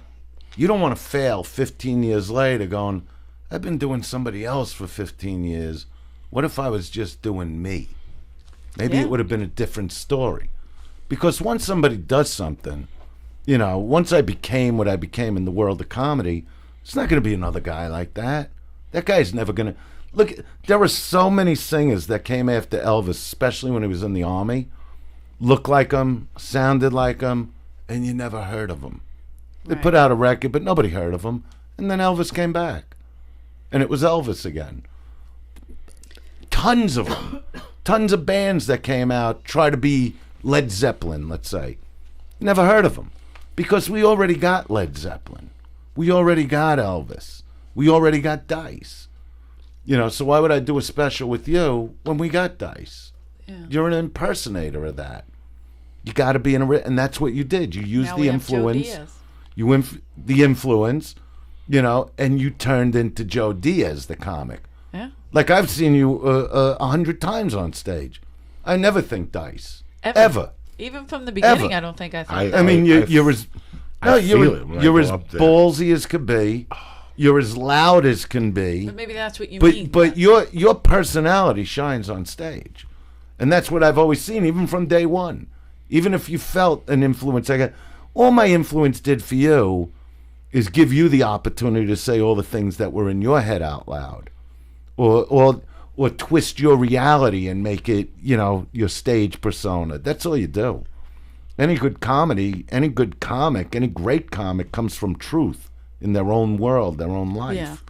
You don't have to talk about your life, but you're going to take things, even when I talk about sex, like I was telling you about my bedroom and the lava lamp. So I will take it and make it a cartoon for them to make them laugh at what they do to each other. Because people put so much upon sex, especially today. I'm just laughing at you. You know, I want you to laugh. A Sunday night at the store one night. Oh, please. And these three little Asian dudes sat at stage right. If you're on stage facing Mitzi's chair, right. They're over here. And Andrew goes up there and he's fucking throwing, you know, bombs and sucking dick and people are laughing. And all of a sudden he looks over and there's three fucking Chinese guys. And I don't know what I remember one line was, you know, that if I eat your father's food, he goes, what's your father on a restaurant? And the guy goes, yeah, that's it. That's it. They just fucking threw gasoline on that. Just here, like a softball. Oh my God! Lobbed it Dice was like, he hit him out of the park. I'm gonna eat your food and shit blood for 3 weeks. I'm gonna go to your restaurant, eat a fortune cookie. That's what it was. I'm gonna open up the fortune cookie. It says he's gonna shit blood for 3 weeks. But the best was in Vegas. There was a table full of gay guys, and he's fucking going off on this stuff, and he's talking about in Vegas they're gonna build a casino, and it's gonna be shaped like because you remember that bit, like a big black dick. No, 20 minutes, it's gonna shoot cum. No, hotel casino cock, and Fag's gonna be in the bottom going nah. That would be the big hotel cock. It opened up and the potato juice would shoot out. Hotel casino cock. That's so silly. Because of all the themes in Vegas. You know, some of the best. It's still a good What idea, I say the jacuzzi look like? I can't remember. It was shaped like all a the shrubbery cockhead. was black, and then it was. This is where it's really gonna get fucked up. Like, I learned so many lessons sitting like 3 chairs down from Mitzi's. Oh God, yeah. Just sitting there and watching Andrew go off at night and Paul Mooney. I came home last week and at breakfast I told my wife, and I got to tell you something. At 53 years old, I can't tell you how honored I am that I'm still fucking lurking down there. Even if it's twice a week, that's all I need. Just to let me know you're still in that you're still crazy in the camp. mix. You know, people. Adam always says, "Why don't you call in for more spots?" Guy goes, "Because I still remember coming down here And there was those 40, 50-year-olds that were down here bitching about Mitzi not giving them spots and lurking and signing up on the... Angry. And I go, I don't want to be that guy. I want to come down here and have a great time. Every time I want to come down here, as I'm coming down Laurel Canyon, I'm even listening to music. Yeah. I'm thinking about, like, this fucking thing. Listen, dog, if it wasn't for the Comedy Store, I had nothing. Like, the Comedy Store was my Sons of Anarchy. Like, that was it. Once I got a taste of that darkness and that, you know, you're fucking in there. And all of a sudden, here's the guy that influenced you. And those lessons, like, still, some nights when I'm a little fucked up about stand-up, I know what it is. Yeah. I got to go to the back of the Comedy Store. I smoke one of these. Mm-hmm. That's our living room. Stoked, where you just watch the comic and get sucked into his world. And you fucking either die inside or it makes you want to go home and fucking open up that notebook and get a pot of coffee. I have seen Ari, which is one of my favorite things, come in high on shrooms and just sit in the potluck section in the back of the original room. That's the learning and pit. Watch, like, open mic or something, and I'll come in and he'll be like this, like all just messed up inside himself, watching, taking it in. I mean, because it's like it takes him down, but at the same time, it's like he knows where he's at. What an it's education so cool. I have gotten with my life. I never. Every morning I get up, I clean the cat litter boxes. I fucking smoke a number. I make coffee. I wash my pussy. After everything's get going, before I walk the baby to school, I sit down and I just write about what the fuck I got to do. And at the end of that, I always go, I can't believe I did something with my life. Right. That's it. I'm sitting here thinking about that. That's it. Just did something in my life. Like, that's it. back. And it all came down to that fucking Comedy Store. Like, that was my church. Mm-hmm. Me too. That was it. That's it. Yeah, That's it, dog. That's it. He would be there every single night. I mean, I waited Every tables night. there for 12 years, and he was there almost every night. And that was I started in 93. He was still one of the hottest. You know, if he wasn't on the road, he was at the store. Yeah. Whether he was hanging with his wife, his You want to know friends, something? whomever. I do a show, a concert at the LA Forum. Okay? At the end of the show, I did some music. I like to, play drums. I do the Elvis thing. Oh, yeah. At the Forum, Slash from Guns N' Roses, Duff McKagan from Guns N' Roses come on stage with the band I had from Brooklyn. We rehearsed in the afternoon. We did Elvis together. And then we did Santana Soul Sacrifice, where I play a big drum solo and Slash plays like the meanest fucking guitar solo, and he's going back and forth with my buddy from Brooklyn. And these guys couldn't believe they're on stage with Guns N' Roses. Yeah. But Guns N' Roses didn't even do the LA Forum yet. Like, when they showed up to rehearse, they were like, we've never done this yet. You know what I mean? Like, they couldn't even believe it. But my whole point is, you know where I was after the LA Forum? I could have went to any club, any restaurant, any disco, whatever.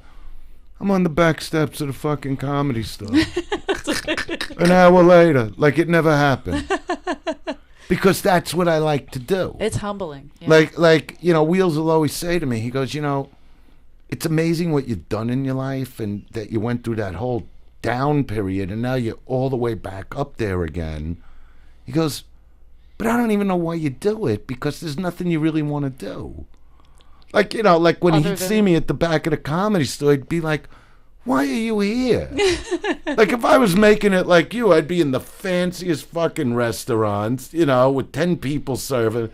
He goes, you just want to sit on the back stairs. I go, I didn't make it so I could go to restaurants. I go, it's about what you just said, Joe. Accomplishment, that you did something with your life. Mm-hmm. And, like when I was with Eleanor, those were really bad times. Career-wise. Okay, thank you. And plus, no, I don't mean... The way you said it, well, I mean, honestly. Jesus. It was awful when I was with Titlis over here. Christ on a cross. You motherfucker. Good old pin tits over here couldn't keep me happy. Yeah, fucking tic-tac tits over here. Let me explain something.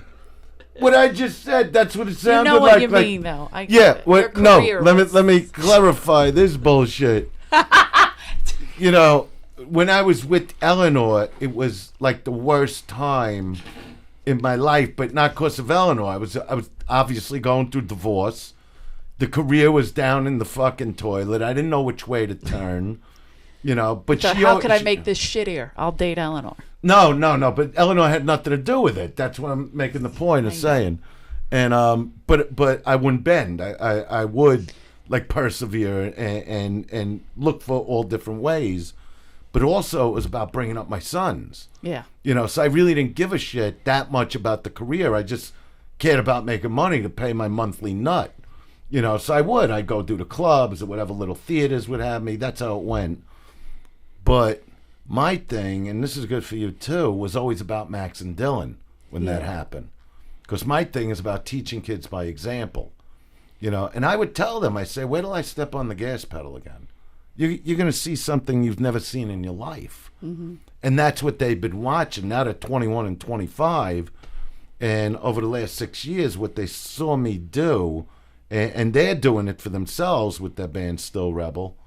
But if I didn't do something, they'd be doing nothing.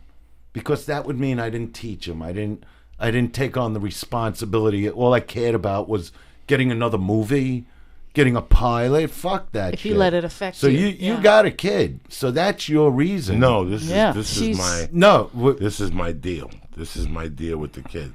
The kid comes first. That's right. Right. No, now. but I'm saying to teach the kid. Oh, absolutely. Like you were talking about being in prison. Now you got millions of people listening to you on your own podcast. You sell out theaters. You got a real career. You're not some Monday night amateur anymore. You turned yourself into Joey Coco Diaz. That's a big deal in the world of comedy. Yeah. I talk to a lot of guys. They'll piss on you, and they'll piss on you because you got millions of people. And they got nothing. You need those haters. I'm telling you. But absolutely. But forget that. Forget about that. You have the reason to be. You see, when you got family, when you got people that you love, and they see you knocked down like my family saw me, it was like the story's never end. I don't care how many arenas I did back then. That's the old story. That's the old Dice story.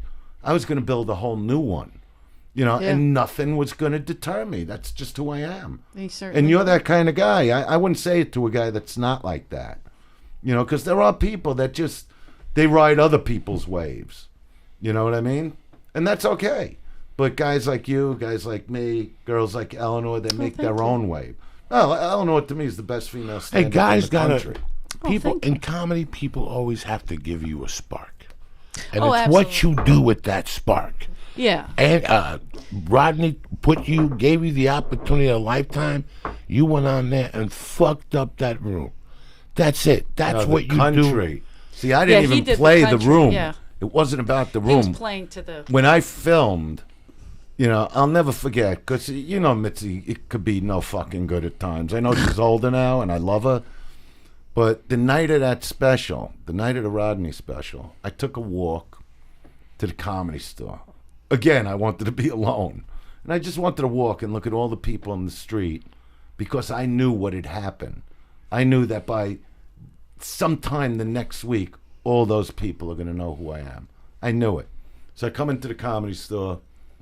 And who did I see? Bob Schimmel, right? Nice. The funniest. The greatest. So he sees me. Everybody else, the other comic, a lot of jealousy immediately. That night, there was jealous, but not from Schimmel. He looks at me and he goes, so anyway, Dice, the special airs, right? There's a special aired like an hour ago, He goes, so the phone rings. I go, all right, here we go. And I pick up and he goes, it's my mother. And he goes, yeah, Ma. And she goes, are you friends with Dice? I love Dice. And he just killed me with that. Now I go and I sit down. Mitzi's at a booth. And she's fuming over the special. Because I'm waiting for her to say because I knew when I filmed it how it was going to affect the country. I can't prove it to you other than the ad I took in the Daily Variety 2 days before the show aired. I took it for a Thursday. Because in show business on Friday, nobody shows up at the studios. So I figured let the ad hit on Thursday. Full page in fucking Variety. Can you imagine? Full page in Variety. Full page in Variety. And why are you laughing? Lee's half asleep over there. Let him sleep. I'm not asleep. Yes, you are. No, he's just high. Okay. His eyes are never open. Look at his picture. We're all still. So what happened is I take out this ad. Half the page was my picture. And in big bold letters, it says, I never studied much in school. I go, but when I turned on the tube, and I list all these things, there was Elvis the King, Buddy Rich with Hands Like Lightning, Gleason, Cagney, you was the great one, Gleason, you were number one. You know, all these different people I looked up to. And then at the end, it says, Murphy and Pryor, both great, no doubt, but in 88, it's Dice Thou Shout. And I put the name of the special. That in Variety. Yeah, I put that in Variety to the entire fucking industry because I knew how big it was before it ever came on TV. I knew it the night I filmed it. First show at Dangerfields, left nothing. Because, you know, that's how prepared you need to be when you could hit a home run. You know, I wouldn't have settled for being in the middle. That could never happen in my world. I would have quit by a long time ago. But I knew if I did it right, it'll be the biggest thing. So I put that in Variety. That's my proof. So now it's Saturday night. The show airs. I go to the Comedy Store. I sit down with Mitzi. And she goes off about, I can't believe I don't have a credit. And, you know, they should have done it here. I don't like the look of it. I go, you know what, Mitzi? All I give a fuck about is how the whole country got to see me tonight. And I'm going to go have a drink, which is very rare for me. You know, because she should have just gave it up at that moment. Should have just said congrats. Yeah, because she knew. But you also know Mitzi. Now I'm at the LA Forum. She's in the limo with me. She flied to see me at the Meadowland. She flied to see me at Madison Square Garden. She came everywhere with me after that. Yeah. It was nuts. But I knew. But I only knew because I was that prepared. You know, if you're getting ready to do a special, by the time you do that special, you shouldn't be thinking of your material. Just think of the performance. Think of the whole country watching you. And perform for them. Move around. Do something. Make it a little exciting for them. Even if it's with your backdrop. You know, don't just stand there with a mic. It's only... That was my big complaint with comics, that they didn't understand performance. Because I grew up with music. I grew up singing, playing the drums. It was all about acting, had nothing to do with stand-up. So when I would see all the comics when I came out here, like the Paul Rises and, you know, Seinfeld, who I think is one of the greatest ever, you know, what I didn't see was performance. You know, and I can't go on a stage without performing somehow. I can't just go up there and do a routine. I would be bored to fuck. You know, I just would be bored if I even thought about my act. The only thing that happens right before I go on is Wheels will tell me, well, Eleanor's on stage just kicking ass like she does every night to maybe some of the toughest crowds in the country, my fans. And she destroys them all the time, every time. And Wheels is backstage with me going, now you go out there and you tell them something now. And I go, what? And sometimes, a lot of times, we've been smoking the weed before I go up so I could just let my mind go, you know. And he's going, you tell them the way it is. And I go, but about what? And he goes, you know exactly what. You just tell them when you get out there, you let them know it now. And that's how he'll psych me up for the show. And then I'll pass Eleanor and go, she'll pound me, you know, and I'll go, I'm just so fucking stoned right now, and he's telling me to tell them something, and I don't know what it is he wants me to tell him. And that's that's why there's a few minutes when I first go up there where I don't even bother with them.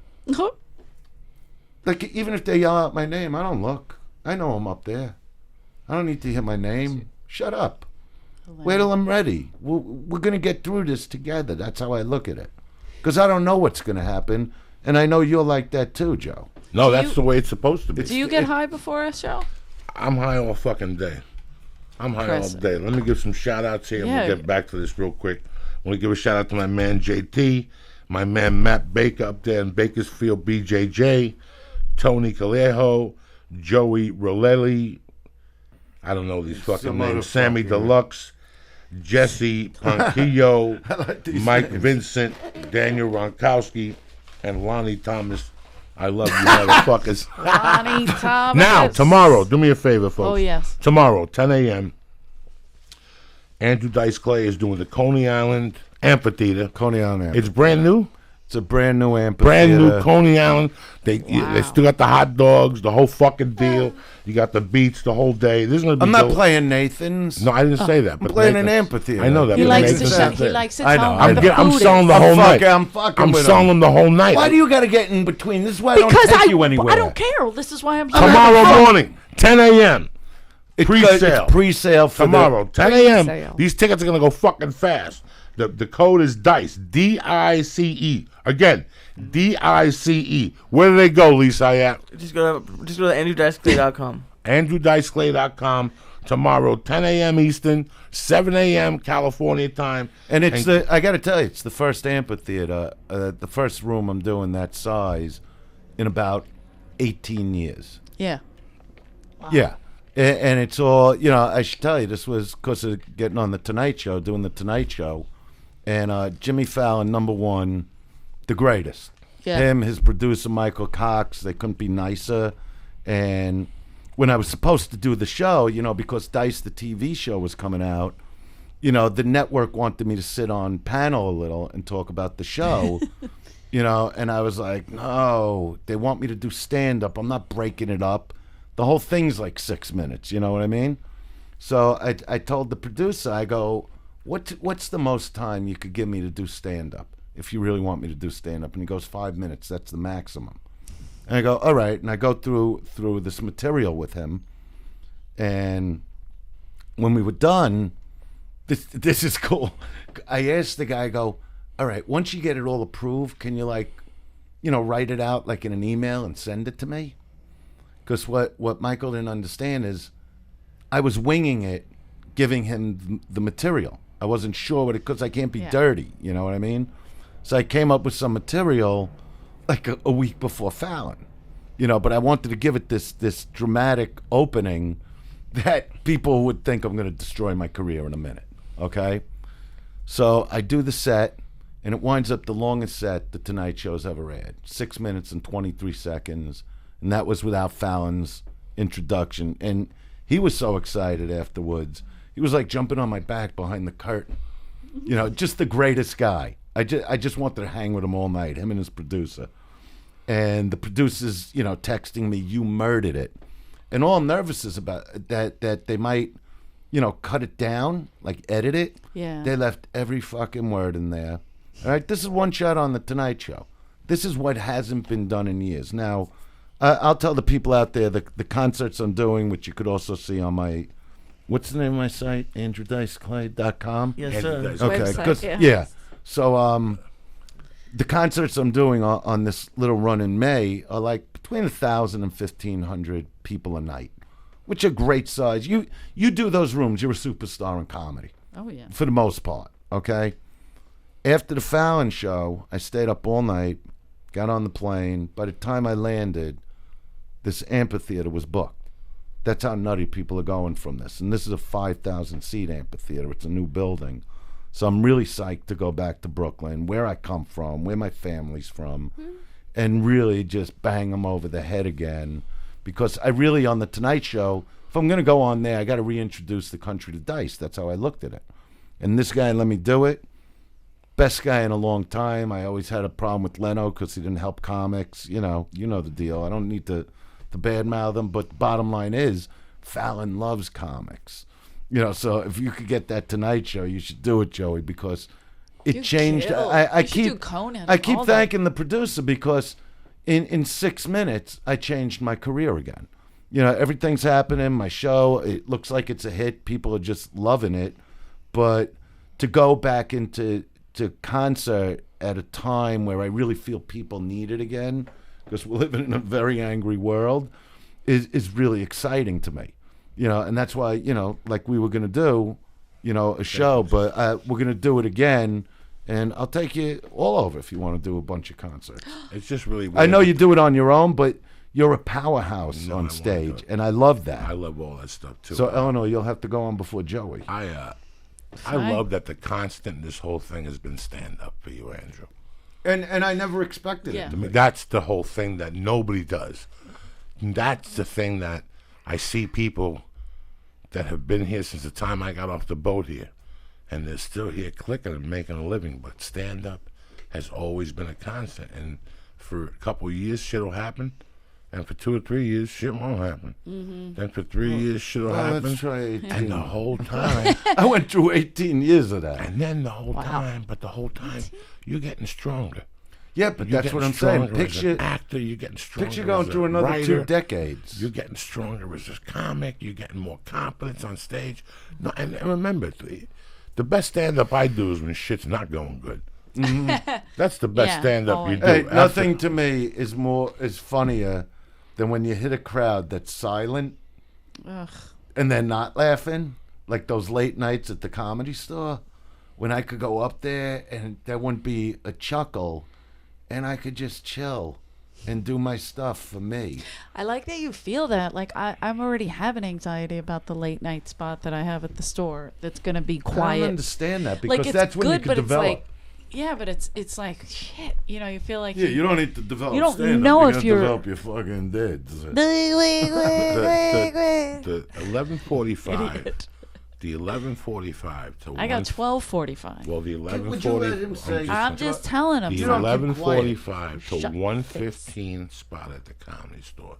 Oh, wow. If you do that 4 nights a week, that's like, let me tell you what the equivalent is. That's like going to the gym, I get like about 4, yeah. deadlifting, squatting, and benching 400 fucking pounds and eating kale. That's what those spots, those punishment spots. When when Andrew I did go 10 years of that. Yeah. That's what I would do. And I did 9, when Andrew goes up, those little fucking half a faggy comics would leave. I'm not going to sit through this. This is I would stay. ridiculous. Those are the guys that made me God, giant. I would stay. I would stay, watch, go out, get water, get a cocktail, come back, watch Andrew. And then they'd be looking for people, and I had to follow Andrew. Yeah. And Andrew would walk out. 16 people would walk out. I'd watch you, though. I would watch you. 9 would stay. Yeah. And you have to Figure it out. And that figuring out is a fucking a year at Yale. That's what Yale wants you to do, to think on your feet. That's the top thing. That's it. It just wants you to be quick. That's a 4-year fucking degree. And meanwhile, you're sitting there going, why?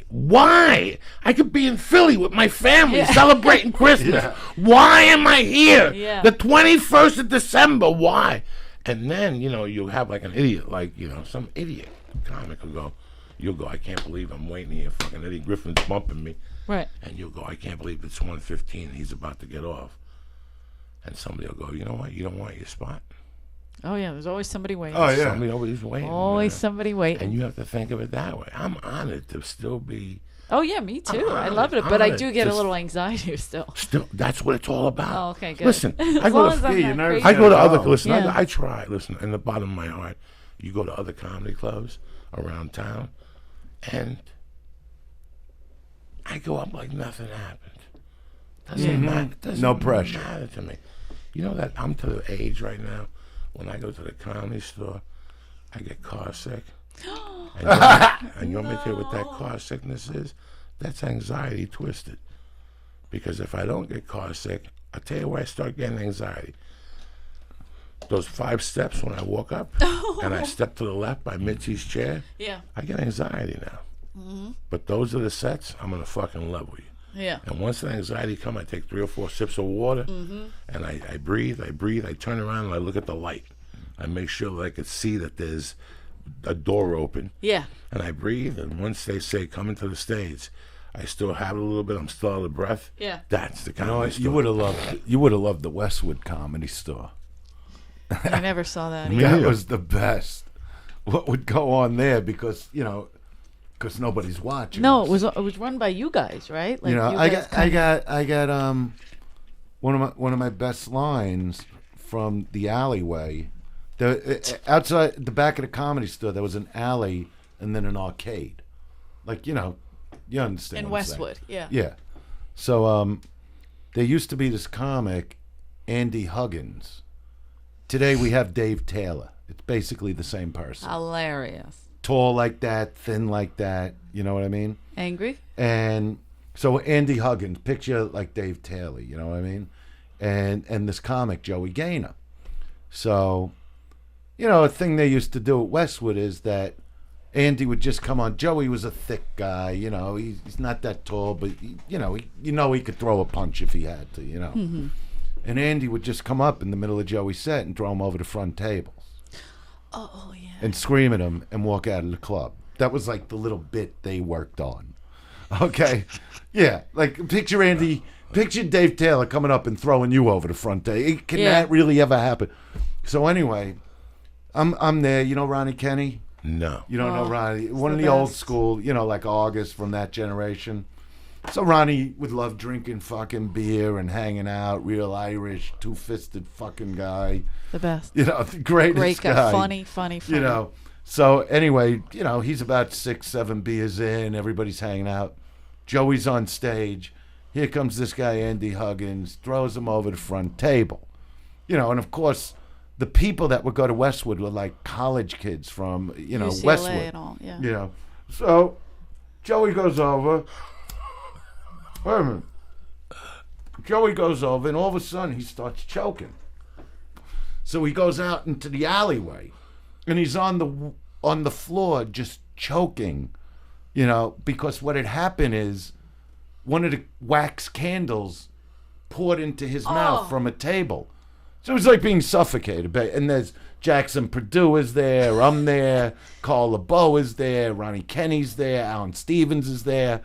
And the guy's basically choking and nobody's doing anything. And Ronnie, who's on his 7th beer, just goes, "Hey, Joey, if you can't party with the big boys, don't show up." And I just fall down laughing. Like I can't, but the way he said the line, I wound up making it like a hook line in my first special, The Dice Man Cometh, with "If you can't party with the big boys, don't show up." And it wasn't about somebody choking on wax. It might have been, somebody choking on your cock instead. Yeah, but that's where I would see, like I would just study all these people. And if they said something like I remember when you started saying, it's an old expression, but you made it your thing with "who's better than you" back then. You know what I mean? And it was like, like, like who's better than me, who's better than you. But it worked for him.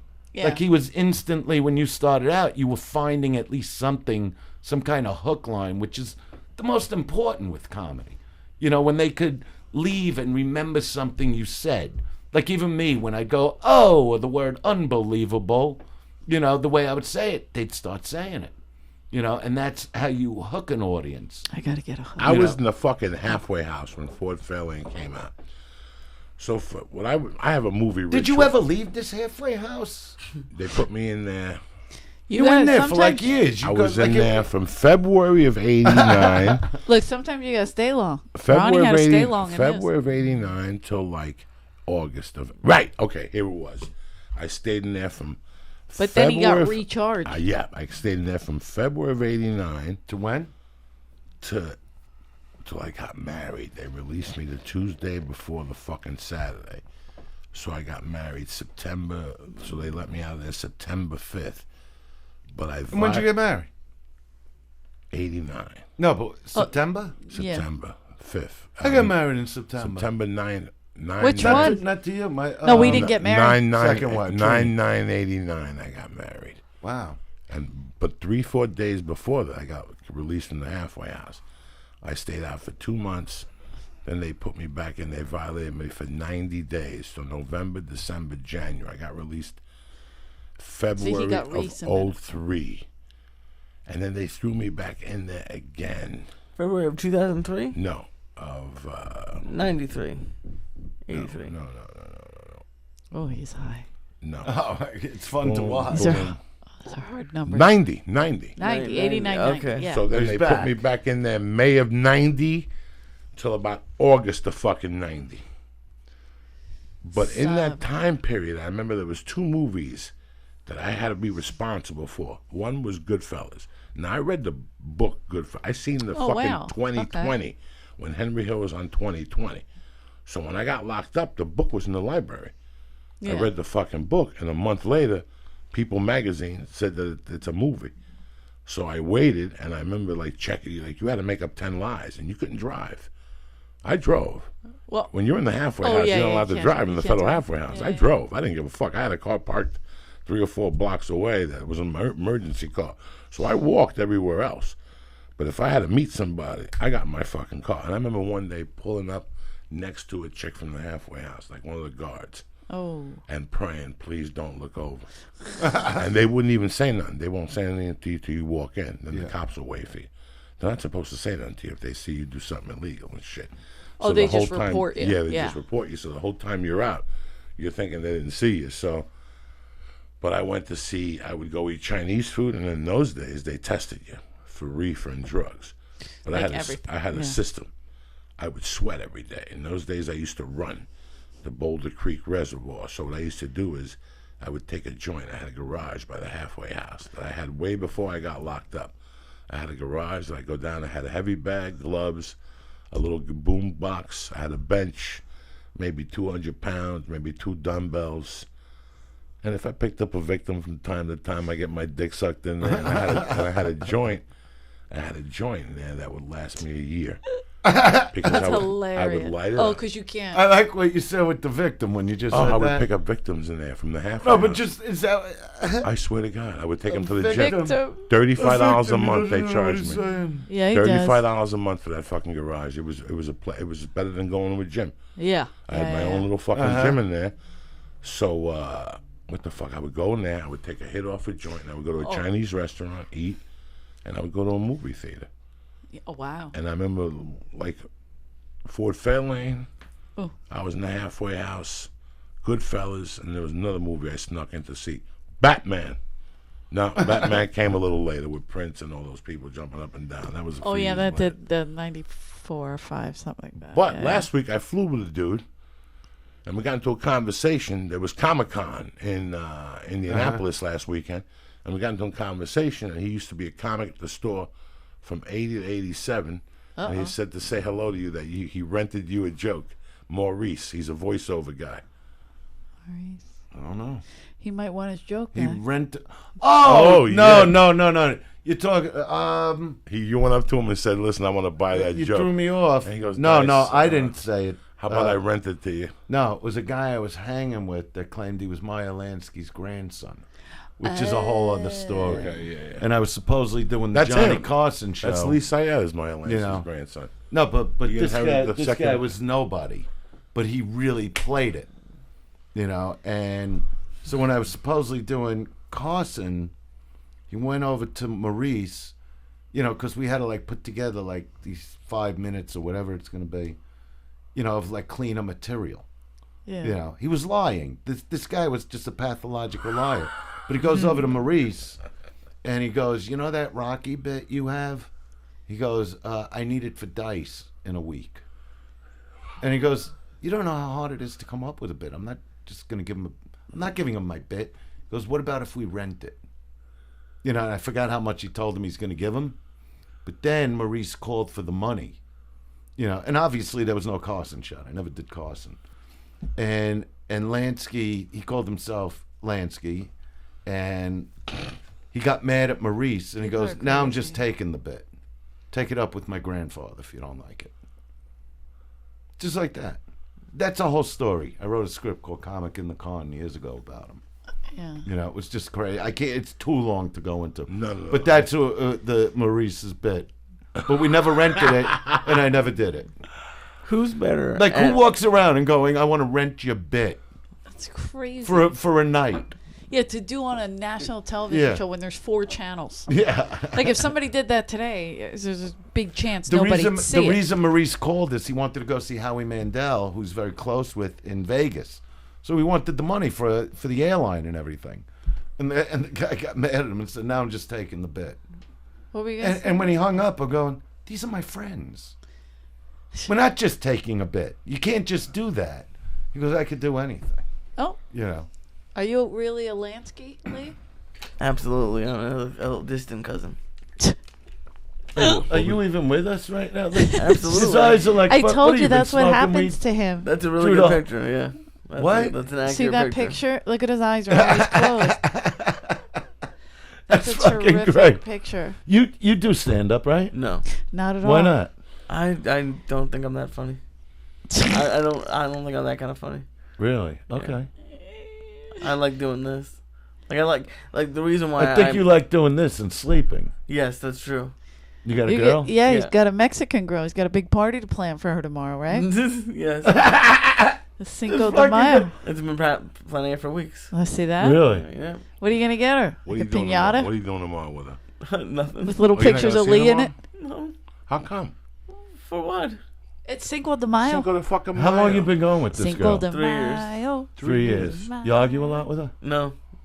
Never. She's not Mex- combative at all? She's no, Mexican. she's really cool. And she's Mexican. Yeah, I don't know. Then she's fucking lying to you. Yeah. Joe, tell him. Tell him. Joe knows. Spanish women are fucking. I She- like them, but I stay clear. How come? Because temper. They just don't work for me. It's too hard. Well, It's too hard. I seen a Latin woman in action. I've been living with him for 7 years. Does Yeah, Lee, I Lee do you get seen- beat up? no. Well, here's the thing. I think I could see her doing that with someone, but we have similar likes. It's like, so we don't argue because it's like, hey, do you like watching TV and having a star and getting Thai food? It's like, yeah, that's what we like. So there's no real fights there. I've always, Andrew. Yeah, but you can't be like a pansy. No, I'm not. I don't think you are, but don't ever get to that level. I think that. You know what I mean? Like remember Joe? Who? You know what went on in Rebel with James Dean? Oh. With the father when he's on the fucking knees picking up broken fucking dishes. You don't want to become that guy on your knees with a fucking apron on. You know what I mean? Broken dishes, and James Dean is like grabbing him by the shirt collar, just going, "Get up!" Remember that? And he's going, what's the problem, son? I need an answer now. Get up! And that's what I'll tell like people in audiences when I see them like just folding. You know what I mean? A man's still got to be a man, and that's it. You don't want to be that guy because they'll take you to that level where you're in the red and white plaid fucking apron from the kitchen bringing her food. He's bringing the mother food in the fucking bedroom like a fucking asshole, this James fucking Dean guy. say? So James Dean wants to ask him something, and the father's crawling around the floor, picking up little pieces of glass, and James Dean just grabs him by his collar and he goes, "Get up!" Fucking tremendous. What? Stupid. But you remember that, right? Yes, I'll play. You can't be that, man. I can't. I mean, they want to play games in the fucking bedroom. All right, I'll go along. You want to smack me back. I get it. Oh, look. As a 13-year-old, I fell in These love fucking hooers I fell in today. love with a Spanish chick, and I wasn't even banging her, Andrew. How old were you? Maybe 12, 13. too. Wasn't even banging her, dry humping her, sucking a little tit from time to time. If I did that, she'd still be with me. And I fucking got left back. That's how good the little dry hump pussy was Okay, through the can I pants. tell you Go my ahead. Puerto Rican story? Go ahead. So, we just moved back. I lived in Florida for about 7 months when I was 12 with my family. And we moved back to Brooklyn, so we had to stay with my grandmother. Avenue M and East 12th Street in Brooklyn. Real old-time brick apartment. But Eleanor was in that building. Yeah. I took her in there to check it out with my boys when they We were played real in the young. laundry room. We went down to the fucking... all right, so anyway, what happened is I really loved... The superintendent had like 3 daughters, and I really dug one who was like my age. But you know how you looked at them at that age like they were the hottest thing in the world? Yeah. You know, any girl, like through a 12-year-old's eyes. I was please. actually 13. So I sat on the wall right next to that bedroom window on the first floor in the back of the building. And that wall faced where they bring dead people, you know. What's it called again? morgue. A morgue. Yeah. So I'm in this fucking alley that creeps me out to start with because the limo's coming in every 10 minutes with another one. And I'm sitting there for about 3 hours till I finally say, and the sisters are there and the little brother's there, "You want to be my girlfriend?" She goes, "Yeah." I said, "No, great." And I jump off the wall and I go back upstairs because now I got a girlfriend. You know. You walked away from her? No, because now I asked the question. It took me 3 hours to ask her. It's like the first girl I asked to be my girlfriend. So, you know, you're sitting there and you want to say it, but the sisters are there and you finally blurt it out. So I go upstairs, but now I won't come near this girl. I'm afraid to go near her because now I'm going to have to make out with her. Right? So her sisters, who are older than her, one day they take me down to the basement, because the elevator would actually go past the lobby and go right to the basement, which would never happen today. And in the basement were all these, rooms, boiler rooms, with doors and everything. So they take me in, they put me in a chair, and one of the sisters goes, all right, we're going to teach you a little about kissing. And one sister, holds my head back, and the 19-year-old goes to give me a kiss, and I felt her tongue, but I never felt that, so I blew it out of my mouth, and she starts choking on her own tongue, that we had to pull her tongue, like her sister pulled her tongue out. Why did you do that? I go, because I didn't know what it was. I didn't know what a tongue was in my mouth, right? So this goes on for about 2 weeks that I don't go near the girl, and finally she chases me down for 2 blocks and says, can we go back to being friends? Because at least this way I could hang out with you, because I wouldn't make out. I was too young. And I regret that moment, Joey. You should. And did those girls repeat bringing you down to the boiler room? No, not after one nearly died. Today, that would but be it was felony. It was Latin to me. I loved Latin girls. I mean, I was with Eleanor, but that was like a different thing. Yeah, that's when you wanted to go Irish. No, it was crazy because I have always Irish and Spanish. That's Irish what I've is a liked my whole different life. kind of anger. I like Irish. I like Irish. Terry's Irish. Yeah, right? I like Irish. No, my son's mom is Irish. I love all that Jersey Irish shit with red hair and freckles on their titties. Yeah, look. And dirty. I don't have red hair. I love all that Freckles shit. I on my like the tits, for attitude. sure. Oh, shit. I love it. I love it. They Since go I was fucking nuts, too. They try to play it down. Maines. Oh, I dated Oh, so many they sit on your fucking dick, Colleen banging So the many balls leans. into the Oh my fucking God. floor. Colleen. You climb on top, you start Oh my fucking God. eating a titch, you Yeah, go he's down just- to a he's fucking in a- box, he's you in a start different munching fantasy. away. You know what I mean? He doesn't Then they even know what he's fucking saying. nut all over your fucking chin and you feel like a man. What do you think, Lee? You do these things to the Mexicans? Yeah, is this what He your has to, trust me. Cinco de Mayo is going to be about? You're not Yeah, gonna pick her well, up what and are you give her gonna little do? cum A on the nut chin, on Lee? the What chin? Fuck, Lee. I guess I will have to Let me go get the for paper. Cinco de Mayo. Jesus Wait. fucking Christ, what they can do. You're going to have to get her a little piñata. My eyes are burning. Are we almost done? What do you mean your eyes are burned? I Go guess- open the door for 5 No, your minutes. cigarettes. You're killing it. Open the door, get some air in. Let me here. ask Go- you this, Andrew. So, Get up out of your chair and go I'm open not. the door. one thing that's No, been a Go constant. over there, just Planes for 5 drive minutes. by. Come on. Planes Are we drive I allowed could to do open it. the door? Yeah, you could open the door. Go ahead, open the door Planes for me. drive by. Once the Eleanor, okay, go who open gives the a fuck? fucking Who gives a door. fuck? We need You're some- going to let him yell at me like you're that? my I'm trying to opening stop act. it. On Open this the door. bullshit. You're What my do you- opening act. What does that mean? You Jesus get to Christ. yell at me? And No, No, but you but get like fucking just open the door. open Do the us a fucking favor. door. Now I'm really? getting double teamed. Now I'm getting mad. Oh. You stupid son of a bitch bastard! What you are? She hit her teeth on the microphone. She's so fun. That's what I love about her. She's the greatest. Joey, I can't get So this whole time, whether this generation knew or didn't know, you've been working. Yes, You've been of course. touring, Vegas, fucking whatever. And now, you're about to kick off a few 1,500 seats. I don't know. Open it all the way. For the love of Christ, what's the matter? Yes, I'm Open saying. the door. Oh, that's a girl. Open That's it why up. it's a podcast. You do what you want when That's you want right. to do This it. is a fucking podcast. Yeah. So the first part of this tour is 1,500 seats, but now we're going into these giant fucking places again. I don't even know how. I'm gonna need you, Joe. I'm telling I'm you. Yeah, not worried. I'm here for you, brother. I'm dead serious We're gonna because have a good time. this time around it's like I really want to bring like incredible comics with me, and just that people walk out going, What a great kind of show. this like the best comedy show ever. That's That's what I want to do. Eleanor rocks the fucking mic, Jack. I'm rocking Do it. do 5 minutes. Eleanor's coming with Do me to 5 Philadelphia. minutes. You Oh, yeah, get I'm the- doing Philadelphia with him. I'm doing Uncle Helium. Joey, yeah, yeah.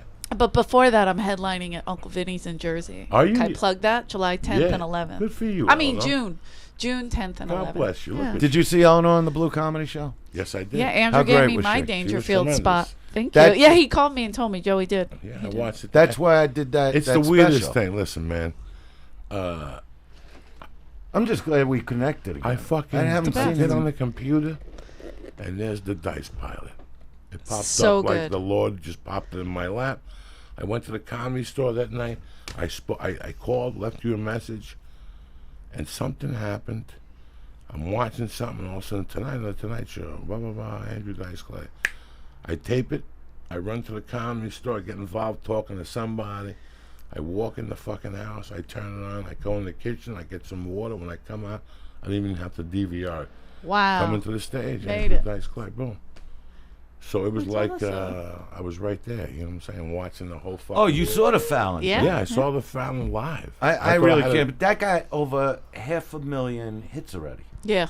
It's That's like cool. by the next morning it was at like 150, and now it's over 500,000. It's like amazing. I can never thank him enough. That's all. That's why I'm saying his name. I think he's the greatest. You know, Because he's not afraid to let a guest shine. That's what Yeah, I loved to about him. let a guest He just let me fucking go. I felt like I was on at the Comedy Store. I felt nothing. You know. No, you look loose. You had the suit. You look loose. I was very loose because nothing. You know, at Yeah, that comedy no. store, there's a bunch of professors, but your education, just to see that I'm going to do this till they put me in the grave, because it doesn't matter. You I keep love doing it. it. You know Whoever what? hires you, you go, you do it. You get in your hotel room, you sleep, you smoke a number, and you take a plane home the next fucking day. So I've learned so much from you, man. Just this last journey. We were talking about you at the store last week. It's So fucking nuts. amazing. But I try not to like I talk to Eleanor about this stuff a lot. Like, there is a lot going on now, but it's always been important to me that I'm just grounded. Yeah. That I am the guy from Oh, Brooklyn. you got the boys. You know what I mean? Eleanor around And here. that's how I really feel. You got a Spanish wife now. Yeah. Nice Spanish food. I don't eat the Spanish food. I can't do it. No I can't Mexican do food it. at all? She gets Nothing. you to eat a lot. What? That you would never eat. The Spanish skirt steak I eat.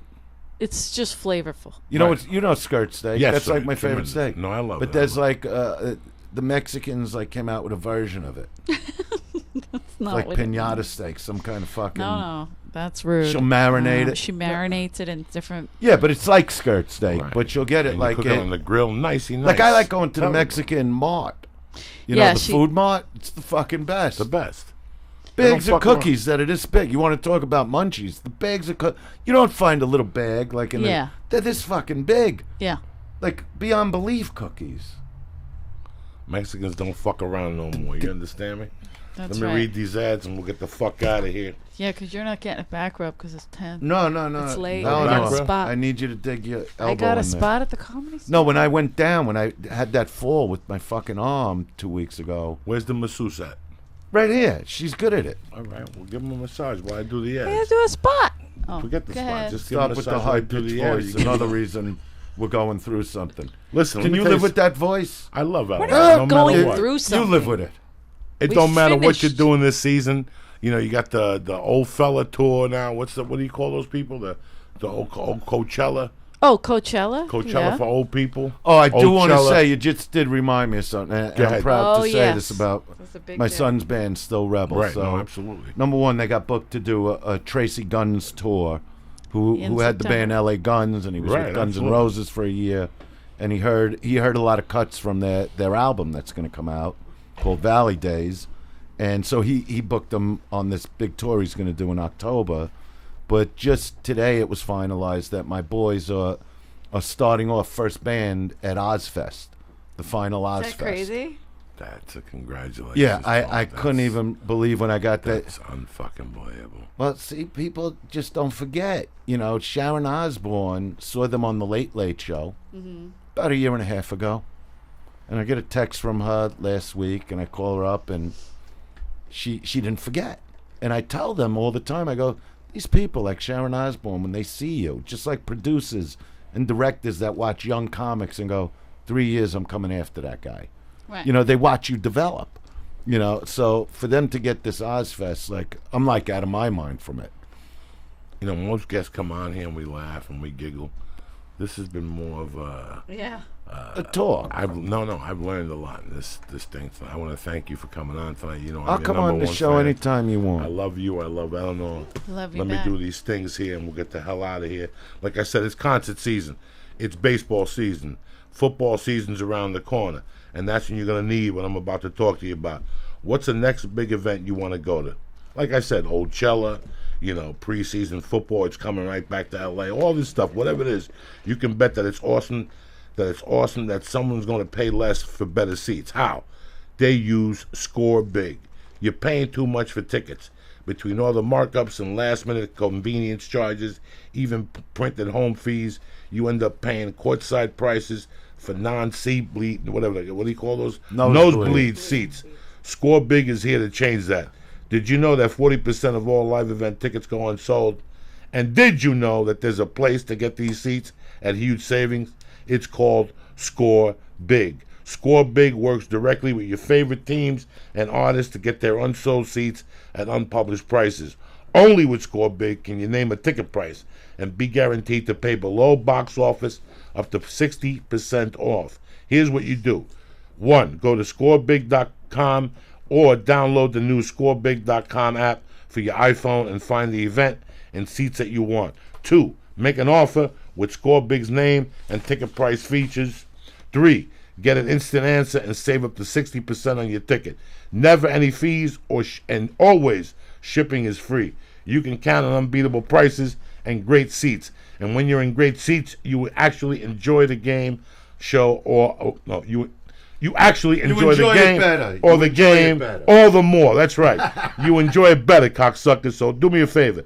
Next time you go see any game or show, go to ScoreBig first and see how much you could save. For the easiest way to save on tickets, download the new ScoreBig app for your phone. Enter promo Joey, Joey, at checkout, and you'll save an extra $20 off your first ticket purchase. No iPhone? No problema. Get 20 off your online too at ScoreBig.com. That's ScoreBig.com. Promo code Joey. That's ScoreBig.com. Promo code Joey. 60% off. Sit with regular white people. Why are you sitting up there with those fucking Raider fans? You fucking savages. ScoreBig.com. Code word Joey, fuck nuts. Yeah. Anyway, I'm sorry to get emotional from time to time. You need to. And this is where this app comes in. Meditation is tremendous. I knew nothing about meditation. I knew about smoking weed and whatever. Yeah. And when I went to school in Boulder, I used to do walking meditation on Monday nights with a bunch of dirty people. And you know what? It worked. Meditation fucking works. But it's like what we do. We go to church and we pray. Yeah. If you breathe and saying our Father, it's meditating. That's true. But there's so many different forms of meditating. But listen, I ain't no meditation guru. That is why, let's be honest, most of your problems start with your mind. The other night, Andrew, something weird happened to me. I was here with my main man, Lee, and we tossed down about 750 milligrams. The only reason why me and Lee are not tossing one star during the show is because I'm done with that, because I got high. Like, I'm high tonight. But we started fucking around. In the second hour, we took a fucking a star. But when I got home, I ate like a banana, and I had an apple, and I had some fucking wasabi almonds, and I went to sleep. And something happened in the middle of the night. I had to get up and pee. Okay. I get up and pee. I lay down, and all of a sudden, my nose got clogged. I get up, I blow my nose. Then I lay back down. I put the sleep apnea mask on, and my wife turned, and I could feel her finger an inch away from my back. But every time I would breathe, her finger would tickle my back. You know what I'm saying? Like, yeah, so I got all fucking emotional. So now I got to move an inch away from her. And now I'm sitting there and I'm like, what if this sleep apnea machine broke? And I got myself all worked up. I had to get up, spray my nose, lay back down again. Then I couldn't fucking connect my breathing with my nose. Oh my God. And I fucking had to go out in the living room. And you know what I did? I just went to the living room. I didn't turn the TV on. No, I just sat there like a mutt and breathed out of my nose. And within 20 minutes, I was fucking tired. I went back in and I fell asleep. And all that is, you know, deep breathing is meditation. Just breathing. But anyway. Breathing's everything. That's why I don't fucking eat. Right? Everything. That's why I don't eat edibles after we do it. That's the malook you put on yourself. Eat the edible and let it go. If it works, it works. If it's not, it's in God's hands. Yeah. Right? You leave it in God's hands. Sometimes we get a fucking knockout, and sometimes you get fucking, like tonight. We're okay, right, Lee? You're not passing out. You're not going to stay here till 1 in the morning or nothing. I'll be okay. All right. He's hysterical. He's a savage. Let's be honest. Most of your problems start in your mind. Fear, anger, stress, anxiety, depression, sleeplessness. They begin in your head, but they can wreck your life. But it doesn't have to be that way. You can make major difference in just 10 minutes a day. That's right. 10 minutes a day. This change comes through guided meditation with the new Headspace app. Headspace is meditation made simple. It's guided meditations that you listen to whenever you want, wherever you want, right on your phone, computer, and tablet. I should have listened to this the other night at 4 in the morning. Meditation is rooted in thousands of years of tradition, with thousands of scientific studies that show its positive effects, like improving focus, relationship harmony, and decreasing anxiety and stress. Join over 5 million. Listen, 5 million users already getting some Headspace for free right now. Do yourself a favor.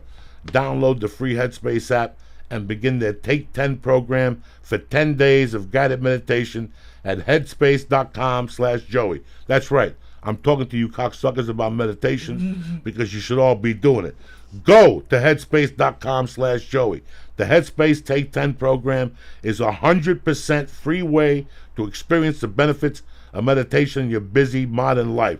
So why fuck around? Train your mind for a healthier, less stressed life. Start with your free trial today. Right now, download it. Headspace.com/Joey. Again, that's headspace.com/Joey. Headspace does not play games. And that's it. Besides that, we got On It. Always go to onit.com and see that. I just ordered some Green Living food to throw in my little milkshake in the morning. Very I interesting. make a little almond milk with a little fucking strawberries, some blueberries, some raspberries. You want me to make you Not one? bad. With some flax seeds. Nice. It takes the swelling off. You're brand new. You look tremendous, Andrew Dice Clay. You don't need no fucking flax seeds. You want some flax Anyway, seed? I'm in Sacramento next weekend. Yes. Sacramento, the 12th. And the following week, Pittsburgh, Pennsylvania, bitches. Really? Get your shit together. Oh, wait. Do we know where I'm going? No, we know where you're going. The most important fucking ticket you people want to buy. And let me tell you something. I seen Rod Stewart out there. There's a place out there that's out. Anyway, if you're going to be in the East Coast, July 30th, Andrew Dice Clay at the Coney Island Amphitheater. Pre-sale tomorrow 10 a.m. Yeah. Code name Dice. Go to andrewdiceclay.com right now to get tickets. Stop fucking around. Yeah, because he has other dates going on. You Canadians, come down. Yeah, come down. I don't know if that was my Canadian I accent. can't even work my own phone. Okay, but you're talking about trying to promote the Keswick and Bethlehem. Yeah, do you know those dates? Maybe the 14th, May 14th. Oh, Sands Bethlehem 5/13. 13.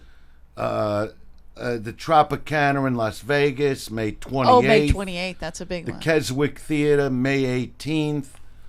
Chicago, the Copernicus Center. What is that word? I'll just take your word for it. Copernicus Center, Chicago. It's all on your website, too. So June 18th.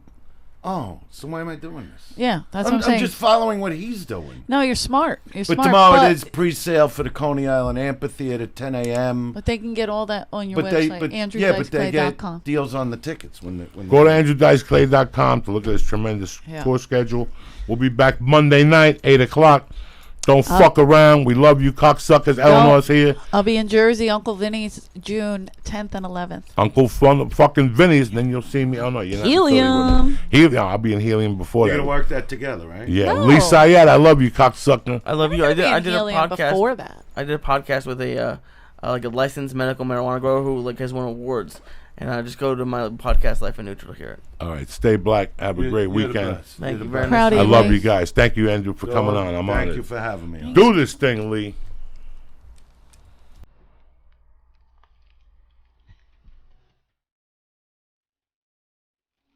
Great.